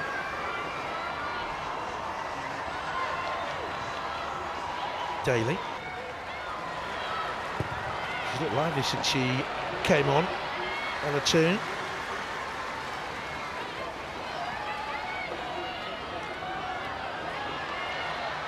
She can score goals too. She scored 5 in a game for Manchester United, I seem to remember. Leicester, wasn't it, in a Continental Cup time a while back. Regular scorer for United, that's for certain. Here's Rose. Strong there, and purposeful, hugging the line. Throw to England. I do think the shift in mindset as well and the slight tactical tweak has really helped England. Jordan Nobbs is a lot higher, you can clearly see that. And allowing her just to run and press, that's her game, energy, getting into people, running, making those runs in behind, and then it leaves pocket spaces for people like Ella Toon to come in, and that's when they can create overloads. So Again, nice little position from Jordan there, and this is the out now. This is where England get their joy. Hemp rolls in off that line. Bounces back towards Greenwood. Such a shame that the red seats of the Bet365 are empty. The booth and end away to our left-hand side. Roared out support for Stoke over the years, and it would have been a big crowd here tonight, I fancy, for Lionesses' home game. There's a little header on. And the clearance is headed out by the Lyon striker, and it's going to be a throw to Canada. It took a long while for the Canadian players to come in with all the protocol. I was watching them actually quite closely as their identity cards were checked and so on, and their COVID checks were again run the rule on the COVID test. And looking at that Brighton Hove Albion programme last night, Paul Barber there, the chief exec, was explaining what it's going to take to get fans back into the grounds, and it will take a long time, so be mindful of that when you are going back into grounds, hopefully at the end of the season.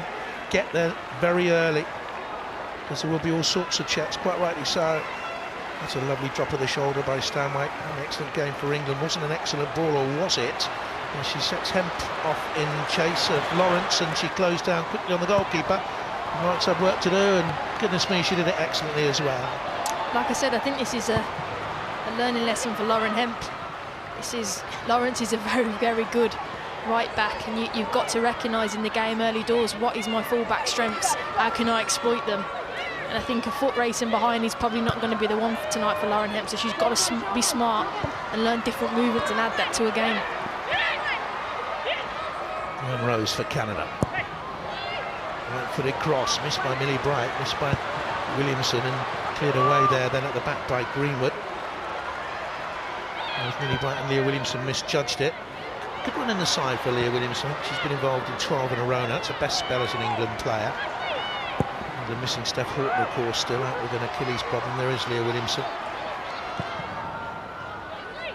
And really, since World Cup 19, Phil Neville, indeed, Hegerice have not had a full-strength England side to pick from, and Veens was nearly in behind there. And it was scrambled away in the end by Stanway for England. Which plays it back to Daly. It is a factor, I think, over the last, what are we talking about now, nearly 2 years, Karen, that one or two players have been missing from most squads all the way through, key players as well. Yeah, and then you mentioned Steph Horton, England captain. You miss that player in possession, but you miss that leader as well.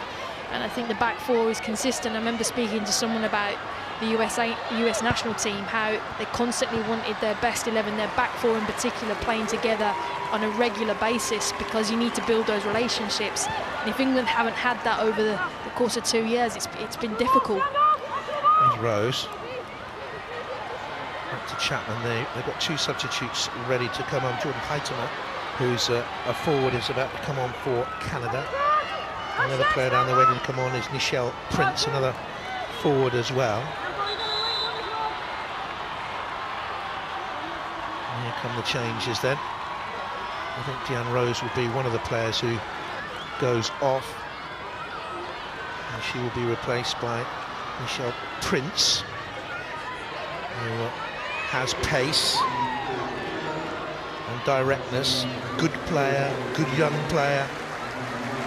And goes the goal scorer as well.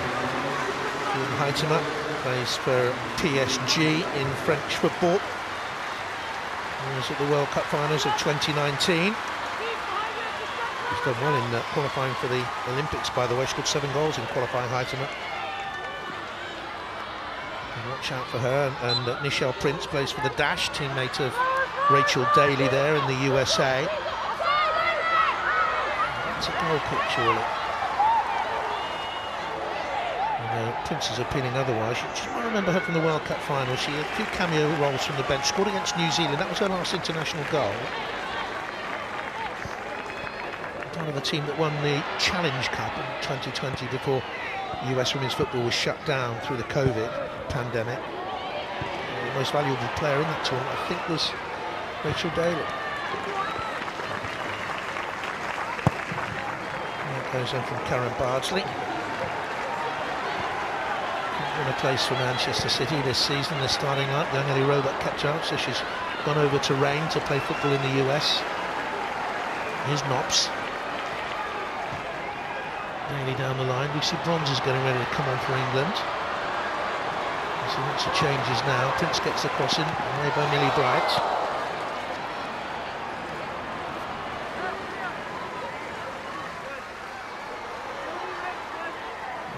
Swans would be delighted to see the player voted the FIFA Best Women's Player of the Year. Come on, Lucy Bronze.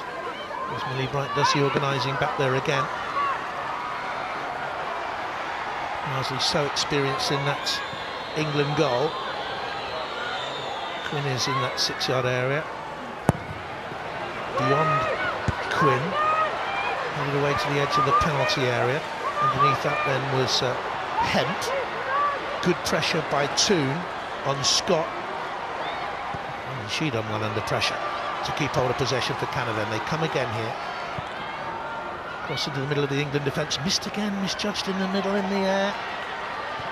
And eventually it's launched away by Paris. Bright and Daly both missed that in the air for England.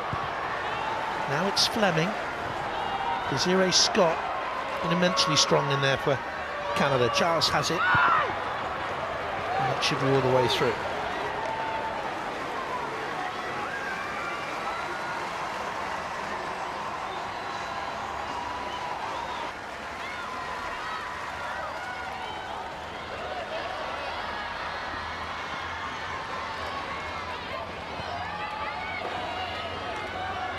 Williamson for England. 2.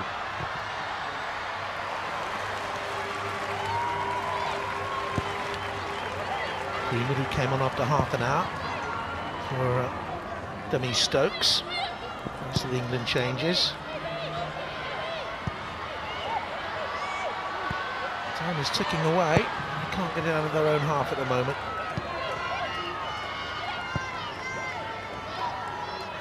England dropping deep.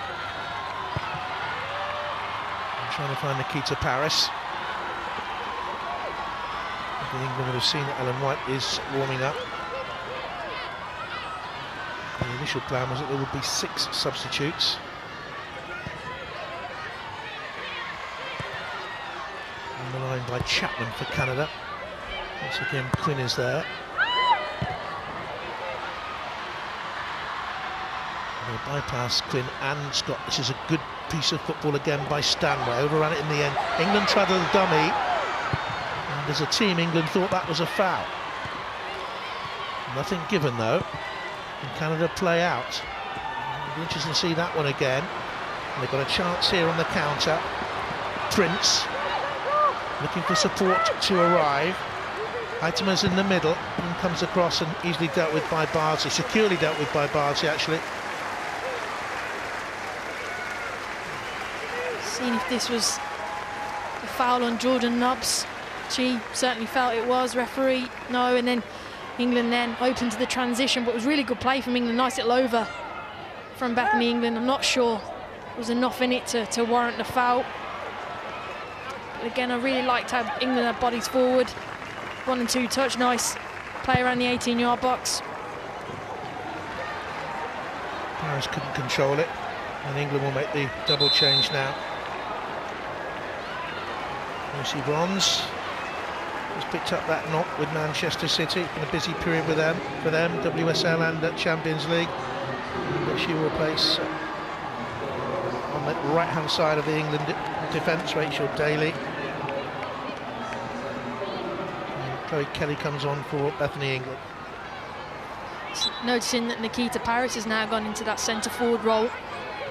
I really think England now, you've seen on the sideline as well, is that her? Pointing to going behind, turn Canada a little bit more. We need some runners in behind. You've seen the difference that Jordan Nobbs is doing by running in behind, and more from Nikita Parris.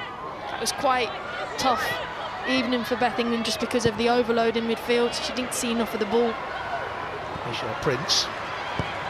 Good run up from the fullback. Lawrence had a very powerful display for Canada today.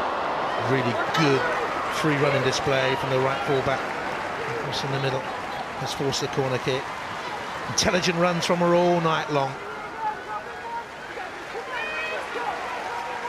Bronze tidied it up. Not looked comfortable with the ball in the air around about the 6-yard area. It's not a new failing for the Lionesses over the last 18 months. Bronze tried to get the clearance away first time and then tried to dribble it away. Is that a foul there? Well, certainly Canada felt that Becky was impeded. England go on. Hemp, she felt she was impeded. Nikita Parris certainly was. And eventually the free kick is given for the challenge by Jessie Fleming. So England have a free kick here with 25 to go. It's about 3 fouls there, I think, JP. England eventually got one. I think it was this one on Nikita Parris, yeah, just come in there. Jessie Fleming, had a nice little battle, those two. Jade Riviere is going to come on for Canada. She plays for the Michigan Wolverines at university. And she will come on for Canada, leading by a 1-0 to replace Desiree Scott, who's been immense at the heart of their midfield. Riviera can play as a central midfield player or more comfortable as a right back, and she's gone out there to a right full-back position, can play as a right midfielder as well. Only a 20th game for Canada. Prince was fouled.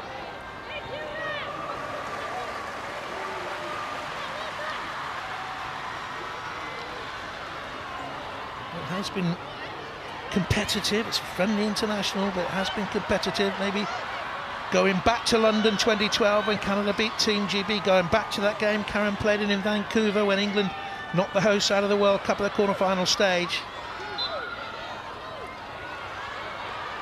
Not been nasty, but it has been competitive, that's for sure. Parsley comes a long way, didn't get there. Chip back into the middle for Canada by Jordan Haytema. Again, that's why Lucy Bronze is the best at positioning here, just to get it away, and earlier when she needed it out for a corner, that's where you want her to be. Karen Bardsey didn't look slightly convincing, and your defender's there to back you up. Lucy Bronze buffeted into her own player, Millie Bright. Good communication back there, perhaps. And a kick for Canada in towards the near post area. It was by Becky. He stayed wide on the left-hand side, but England will run it away here now. This is a powerful drive. Typical Jordan Nobbs run this. What a run by Jordan Nobbs. Good carry, intelligent ball into the middle. Can they finish it in there? It was a lovely run up in support by Toon, but they couldn't get the shot away. That is Jordan Nobbs at her very best. Absolute brilliant from Jordan Nobbs, picking the ball up, being decisive, running with it at large distance. Credit to Toon as well, and Lauren Hemp busting her gut to get in there, but look, she's picking it up on the edge of her 18, and one thought, I'm going to run you. That's to the space. You see Lauren Hemp, Toon in the far left-hand side.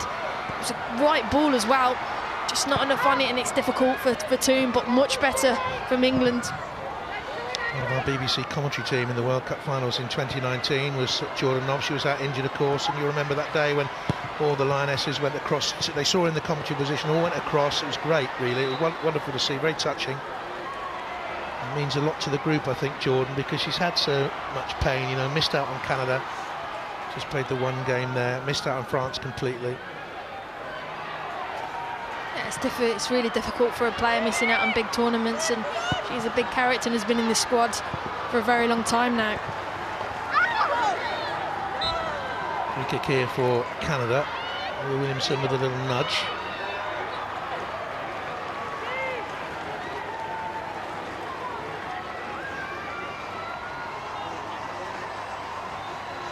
Foul on Lawrence.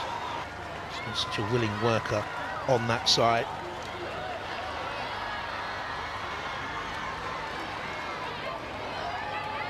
They'll take their time over this. To go away from England with another victory, having won in Manchester in April of 2019. Posted to that far post area. Again, it's a Canadian head on it. The shot was blocked in there for England, and eventually I think it was Williamson who got the block in, and she clears it away again. Fleming's played well for Canada. Unsung sort of role for her. Up to Quinn, but couldn't control it. There's Kelly, 7th international for England. Most have come from the bench, but they've given it away. The cross overcooked though, and through it goes, and out of play for a goal kick for England. Too much pace on the cross from Nichelle Prince. I think Lucy Bronze just didn't check her shoulder. Coming on sometimes as a sub. No, at 60 minutes the game's very quick. Just need to adjust that, but she'll know she needs to be a bit tidier in possession in her own half. But look, she's one of the world's best players, so I'm sure the next one will be significantly better. Quinn, the first time they've played a teammate into a little bit of pressure there. It was Lawrence who had work to do. Not too often has Quinn misplaced a pass.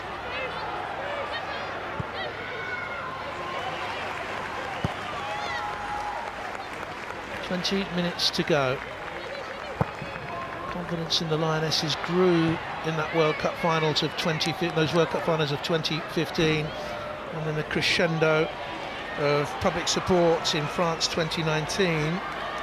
And though this is a period of non-competitive football until the World Cup qualifiers start for England, and we do have a Team GB Olympics coming up, the public perception of England's ability as a top nation in the world is diminishing, Karen. It is a worry, with defeats coming, back-to-back defeats in friendly matches. Is that a concern for you? Is it a concern for the group? No, not for me. I think I've always said it for a long time, and I think I said it to you yesterday. You're judged as a player, as a manager, at international tournaments, and you see in friendlies, this is an opportunity for Hegorisa to test her players. I'm sure if you asked her, probably at times, has she been able to pick her main starting 11, she might say yes or no. But you're judged at international tournaments, you're judged at what you win. And I think that's where you should always be. That's where the margins are, really. So it hasn't been great, the results. We can't deny that. But I think that the proof will come in terms of the Olympics and at Euro 2022. Here's Toon. Played well since she came on at half-time. Stroked the ball away towards Hemp, up through the gears. Decent cross, flash through the penalty area. So Kelly has kept it in. And here's Lucy Bronze. One of the best moments of the game, that, for England. Bronze checked to her left foot. Lawrence gets it away again, only as far as Toon. She's added an energy in there for England, a front foot energy, is Ella Toon. Really interesting to hear the thoughts of her club manager, Casey Stoney, after the game.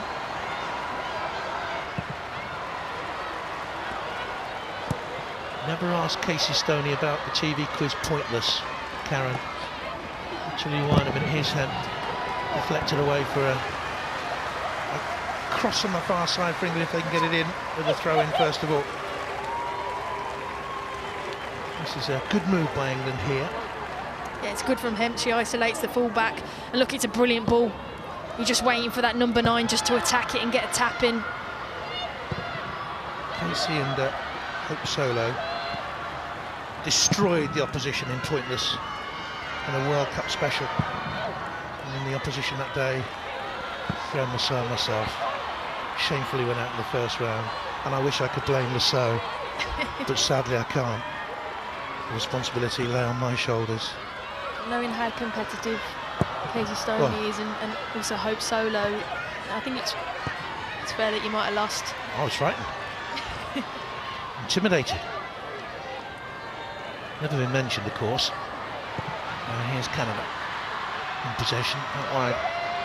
Looking for Becky. What have you made of the WSL players in that Canadian side today? Because supporters of Manchester City and Chelsea and the like, of course, will be interested to hear your thoughts on those two. Yeah, I've enjoyed Becky. I think it was mentioned in the pre-game how good she is. I think she's very technically good. I think she's improved physically as well, that side of the game, and she always causes a threat. And I thought Fleming's been very good today. Hasn't really featured that much for Chelsea. But yeah, has been really smart and intelligent and done a good team job. And Zadorsky at the back, Tottenham player? Yeah, same again. He's come captain now and has defended well as a left-sided centre-back. yeah, I've been impressed. And again, it's fantastic to see WSL players shining on the international stage. There's the armband, Zadorsky, after Scott went off. There she is. And just digs out a clearance. Had a late shot from a goalkeeper, but didn't take any chances. Shalina Zadorsky gets it away. Here's Bronze. Swept away by Williamson.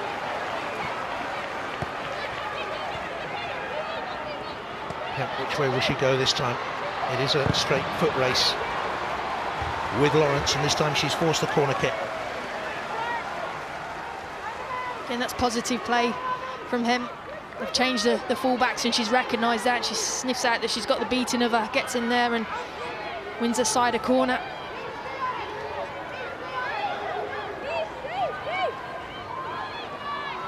Only 15 minutes to go. Little flick on by hand. Zadorsky got it away. Record I was telling you about, Olympic record. She was sent off against Australia in 2016 after 20 minutes. That was a record in that game. Earlier, Janine Becky had scored after 20 seconds. And that's an Olympic record too. There's Bright.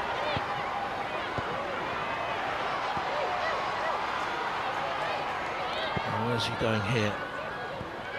Again, kind of just drop back off. Also been good positioning by Quinn, just in front of their centre backs. Again, I'm just watching Toon. She's really good. She's just giving those little angles. Intelligence, her football IQ is really high. You see her position's very, very good to give her teammates good options on the ball.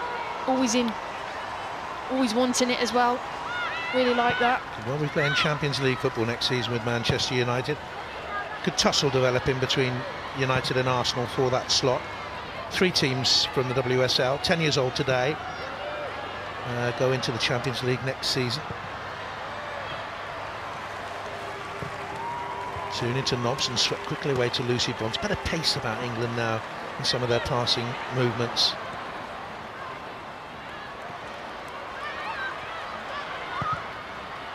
Switch by Williamson. Over to Hemp, balanced like a winger. Comes infield. Jordan Nobbs, steady build up here by England. They need an end product on it. Nikita Parris is in the middle. Greenwood. Nothing on at the moment for them, so Nobbs goes back. Williamson within 40 yards of the Canadian goal. Lucy Bronze, really good work by the team in red though. Back 4 holding firm, good protection. And Lawrence has come into a more central midfield role now since they sent on young Riviere. And, yeah, one of the youngsters being given a real opportunity by the new manager. Only she believes. There's one of the old stages. Chapman back to the goalkeeper.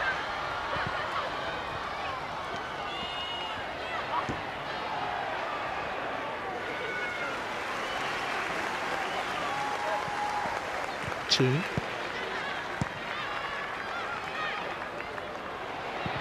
What's going to come for England? Come on for England. Nikita Parris, I would imagine, it's the most vulnerable there. Bronze. Opportunity here. Nobbs has forced the corner off the Tottenham defender, Zadorsky.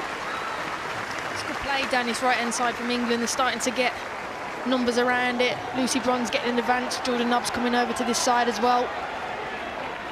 They're causing some issues for Canada.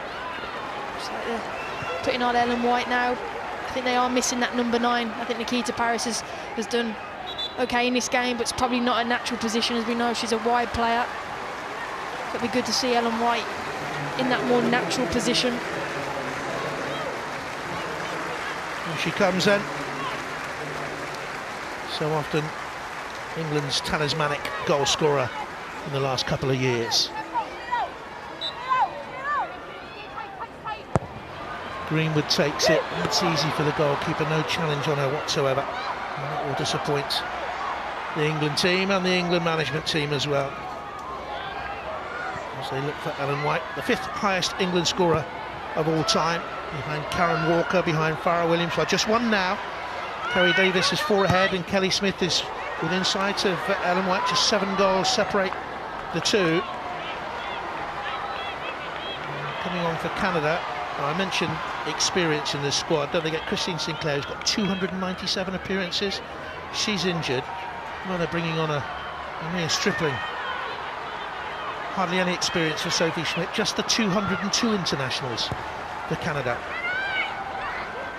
Always remarkable. And here, Hemp has stolen it back, and look at the pace, and look at the charge, and look at the recovering challenge there by Jas, who gave away the ball initially and hurtled back to deny Lauren Hemp. Golden opportunity for an England equaliser. Tell you what, that is a brilliant block from Giles, but great pressure from Lauren Hemp. Picks it up, could have played Ellen White in, but uses her pace to get past, and you think it's got to be goal. But a great block from Giles. You just see it now with her left leg. Does enough. That is a golden opportunity there for England. Brilliant, brilliant recovering challenge to save Canada after the initial error. Corner kick is swept as a foul in there. May well have been Millie Bright as she came forward from the back. Referee was well positioned and has had a good game because it has been competitive. And here comes Schmidt now then, as we watch that one again. It is Millie Bright. The thing is, I've seen that in training all the time. That's Millie Bright, so it wasn't the first one, so I'm trying to see what it was. I don't think Millie Bright's done anything wrong there.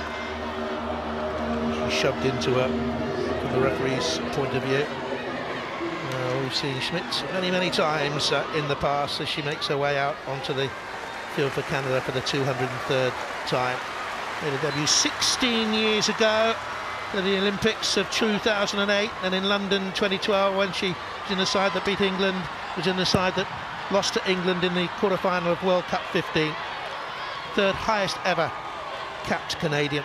Another player called Diana Matheson picked up over 200 internationals. Don't forget England on the coaching bench have a Canadian international, Rhian Wilkinson, who's working with Hege Riise.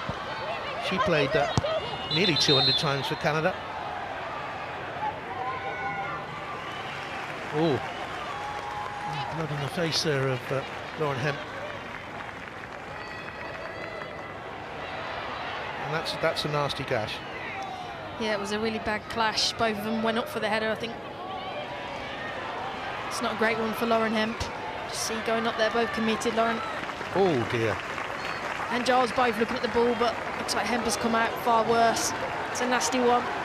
I'm wincing myself watching this back. Right on the eyebrow. And the medical staff doing their best.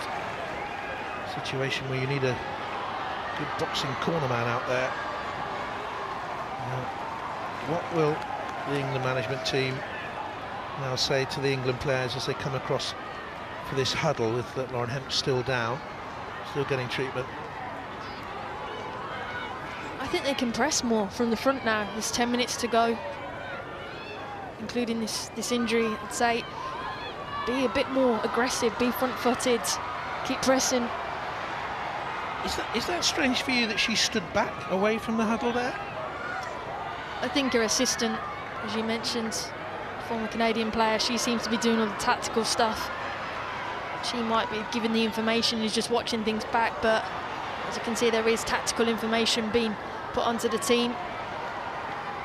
She might want to cover that up though, because we can all see the tactics that they're trying to do, and it looked like trying to get as many players centrally as possible.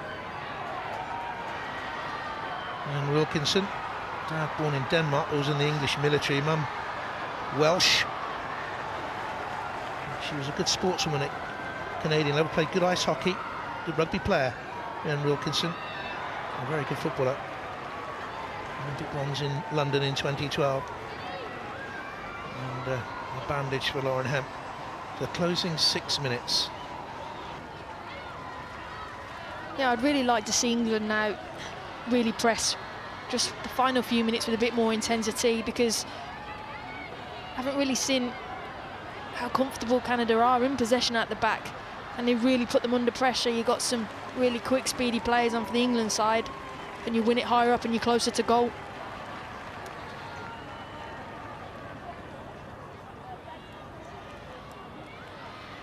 WSL, 10 years old today, and WSL football back next weekend with you on the BBC, on the red button. Lunchtime, Sunday, Manchester United against Tottenham. And don't forget, next season, games virtually every week will be live on the BBC in the new deal. It should be fantastic for WSL football. Already it's going around the world with a new deal this season, and worldwide audiences are lapping it up,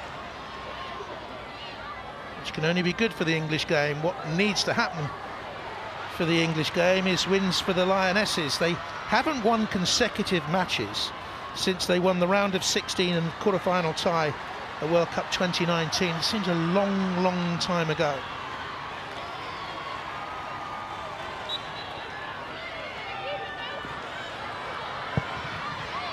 Will get it away.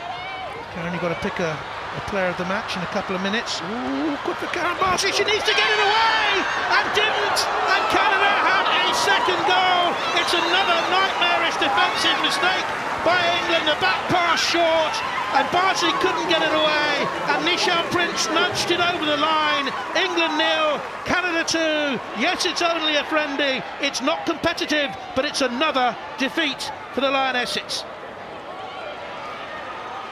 Again, we talk about football, it's margins and mistakes, and unfortunately, again, this is another mistake. The back pass from Millie Bright, and Karen Barty just doesn't adjust her feet, and it just allows Prince to come in and press. Touch there, it is a tight touch, but you can't have it 2 yards out from your own goal. You can't open your hips up and allow Prince to get in there and just nick it. It's a mistake from England again, and it's cost them in the opening minutes of the first half, and now in the latter stages of the second half. And you feel for Karen Barty, just coming to the side, and you're thinking, feel for her. Her first international since those World Cup finals in France. Nichelle Prince's first goal since those World Cup finals in France when she netted against New Zealand. And it's England 0, Canada 2. A free kick goes England way for the challenge on Toon. Now you're looking for positives at this stage of the game. You've also got to name a player of the match in a moment, Karen. And I'll get an ear bashing from the director because I was supposed to remind you of that beforehand and I forgot. But anyway, positives, let's think positive. Toon, a positive for England in this second half, you think? Toon has been positive. I think Stanway's probably been the best player for England. I think Lauren Hemp has had good patches, but I think defensively, I think Canada did well against her. I think the bravest player for me today was Georgia Stanway. You know, playing in a different role, different position. I've been impressed with her. So yeah, I think she would be player of the match. Player of the match for me, yeah. Georgia Stanway, Lionesses player of the match for Karen Carney. He was a wonderful footballer for the Lionesses. And England over the years, same thing, but they were known better as England, really. Would you agree with that? The Lionesses thing is a relatively new thing. It's a bit of a brand name. I still think England women moving forward, one team. But thinking about another positive, Jordan Nobbs in the attacking role, pushing further forward has been good. As you said, Toon coming in, I think I keep mentioning her intelligence to get into good positions. They've been positives as well. It's just a game management from England, you know, early on in the game in this latter part. Could that pass, did it need to go back to Karen Bardsley? Maybe not. Could it have gone forward? But these are lessons learned that you would rather have in a friendly than in an international match where there's really something on it. This is a good move by England. Hemp to Nobbs and out wide to Bronze, and back it goes to Jordan Nobbs. She's had a shot on goal. Patted down, but look at Lucy Bronze hurtling in there just in case anything came loose. That's a bit more like the old England of a couple of years back.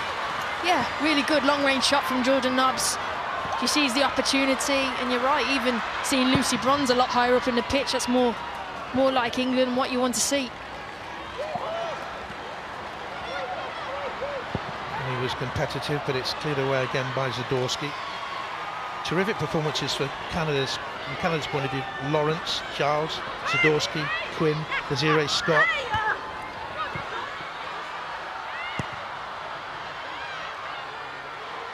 Power, pace and game intelligence all around this Canadian side. They will be a force in the Olympic Games again, just as they have been in the last 2 tournaments. Up it goes by Williamson, looking for Ellen White. I remember, JP, though, England had a game at Wembley where Germany beat England 3-0, and I played in that game as well. And after the game, we kind of said, look, we'd rather lose in this friendly match than in the major tournament, and we learned a lot from that day. And this is what England have got to learn in these friendlies now, that the mistakes that have happened, it's in a friendly game. And I'm positive. I think that Hegorisa would have learnt a lot from these 2 fixtures. It's been a long time since England have come together and played Tier 1 opposition, so I'm still confident with this side. That was a momentous day. England playing Germany at Wembley, having England women games at Wembley was a huge step forward. And Baroness Sue, you heard from her at half-time, played a massive role in that. Lucy Bronze with the ball in towards the near post, and that's dropped down. And when you started your England career, Karen, thought of an England's women's team playing at Wembley Stadium, it would have been unthinkable. So the developments in the game, I think, over the last 8 years have been so dramatic, so dramatic. It's a credit to a lot of people, you know, behind the scenes, and massive supporters of the women's game. But it's brilliant to see, and hopefully when people are allowed back into the stadiums, those stadiums can be full again. England have possession with Kemp, with that bandage protecting the head wound, which has gone beyond this time for the first time in the game, really. Schmidt was back there to cover for Canada. It's going to be a corner kick for England. Kemp walking wounded. And who's that Canadian player that's down on the halfway? Is that Zadorsky? No, she's back in defence. Becky, is it? No, it's not. It's the substitute who's come on, the striker, Jordan Heitema, who's gone down.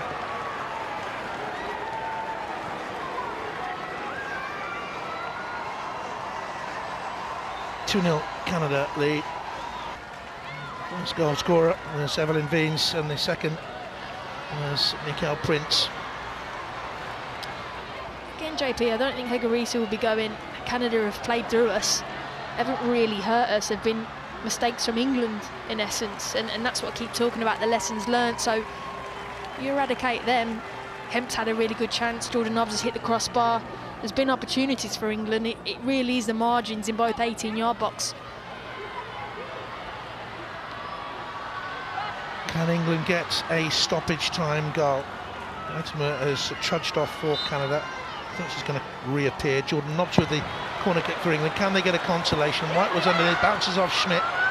There's an appeal there for handball by one of the England players. I think it was Greenwood who was appealing. An eventual shot from Millie Bright goes harmlessly wide. England started the first half so poorly, and then that mistake for the second goal as well. Hegorisa will talk honestly about that. Haven't had too many dealings with her thus far, but have been able to speak to her a couple of times. She's very amenable, and very affable, very knowledgeable. And on we go, last few seconds. Referee has checked her watch. Lucy Bronze, was a shove there. It's an England free kick. That's a needless free kick to give away by Heitema. 30 seconds to go. Bet 365.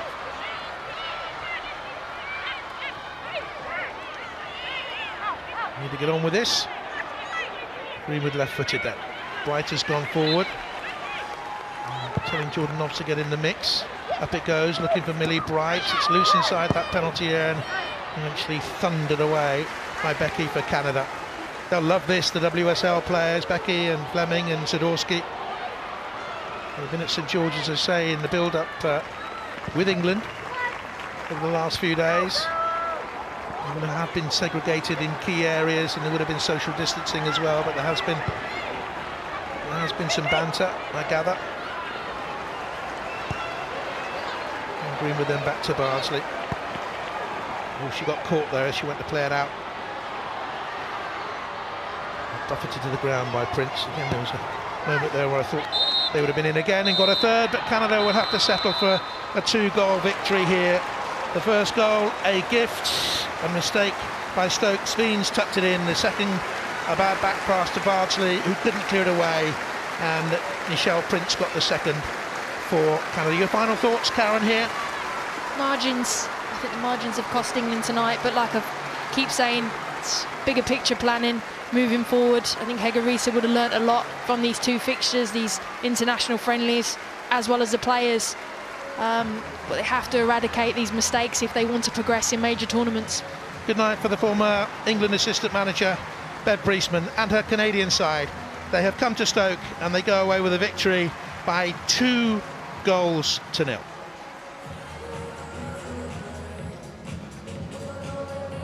That's 4 losses from 14 internationals, Casey. When you sum up this England team at the moment, the performance tonight, how do you look at it? It's definitely not the form you'd be wanting to go into any major tournament with. I think Karen Carney's just said it there on commentary. It is a game of fine margins, but it seems that we're, as an England team, the fine margins are going for the opposition far too regularly, and it's mistakes that are costing this England team at the moment. I think it was pretty similar against France. And in the other box, not taking the opportunities, but didn't create really enough tonight to win the game. I said 4 losses, I meant only 4 wins from the last 14 internationals. Rachel, when we look at the first goal, the second goal, another defensive mistake. Yeah, I thought you might come to me on that one. You know me too well. It's, me and Case were talking about it, it's a lonely place. You see it here, comes from an uncontested drop ball because Canada are in possession of the ball when Lauren Hem went off the pitch, so back to them. So rightly they can play it as the ball was in possession. KB just needs to clear a line, simple as that. Backpedaling, you're off balance, you need to be on your front foot and your body weight going forwards. Taking a touch there, I know, everyone knows, she'll know, could be costly, and it was for her. I mean, did the ball have to go back to KB? I'm not quite sure, but yeah, small margins, decisions. KB's first time back in an England shirt for a long time. She'll have known that this was a big moment for her. Yeah, it's unfortunate that a second mistake led to a second goal for Canada. Let's look at some of the other chances England managed to create in the second half, Casey, with a player that plays for you coming on, making a difference, Ella Toone. Yeah, I thought Ella played really well when she come on. I thought she faced forward in the pockets well. She linked the play well. She brought an energy to midfield that they needed. And obviously, as a coach, I was really pleased. Obviously, it's a half chance. This is a great counter-attack from a corner. I thought the way they got up the pitch and made ground, and Ella Toone here, but the way they got forward, Canada matched it every single time with their energy levels. And this, for me, is the chance. You know, it's 1-0 at this point in the game. Did she need to take that last touch, which took her wide, which changed the angle, which allowed the goalkeeper to come out, or could she have took it a touch earlier? I'm just looking as well, with 3 clean sheets in the last 14. What does this England team need to do to stop stats like that, Rachel? Well, I think what Canada brought was a real hunger, a real sense of identity to how they played. They were very organised, and I think at the moment that's something that England might have to look a little bit deeper about themselves. Yes, they've had changes of Hegerisa's come in, Phil Neville left, and that's going to, it's going to take a little bit of time for tactics to bed in, but these players are fully professional players. They need to learn formations and be able to apply them at the top level, which is the case tonight. And I think Steph Houghton has been a big miss, I think, as a leader, as an organiser, as a player who pulls players around them, leads them and helps that flow. Organisation needs to be really tightened up, and they need to be more clinical. Okay, well, there were some key Euro 2022 playoffs taking place tonight as well. Earlier today, Russia confirmed their place with a 1-0 win against Portugal, whilst it's currently 2-2 on aggregate this evening against Switzerland and Czech Republic. That game currently in extra time. But the big news at the moment is Northern Ireland are winning in their game. It's 3-1 at the moment on aggregate, and Callahan with that goal, which would mean that they qualify for their first major tournament. Casey, the feelings from them? Unbelievable achievement. I remember the time when we qualified for our first World Cup in France, and it's an unbelievable feeling. What an achievement by that nation. To qualify for a major tournament, they're going to go there and they're going to enjoy it every minute. Well, I have to say thank you for joining me. Brownie, thank you for joining me. That's it from us here at the Lionesses. Lose 2 from 2. Not a very good international window for them, but plenty to look forward to in the summer. Hope you've enjoyed it. Good night.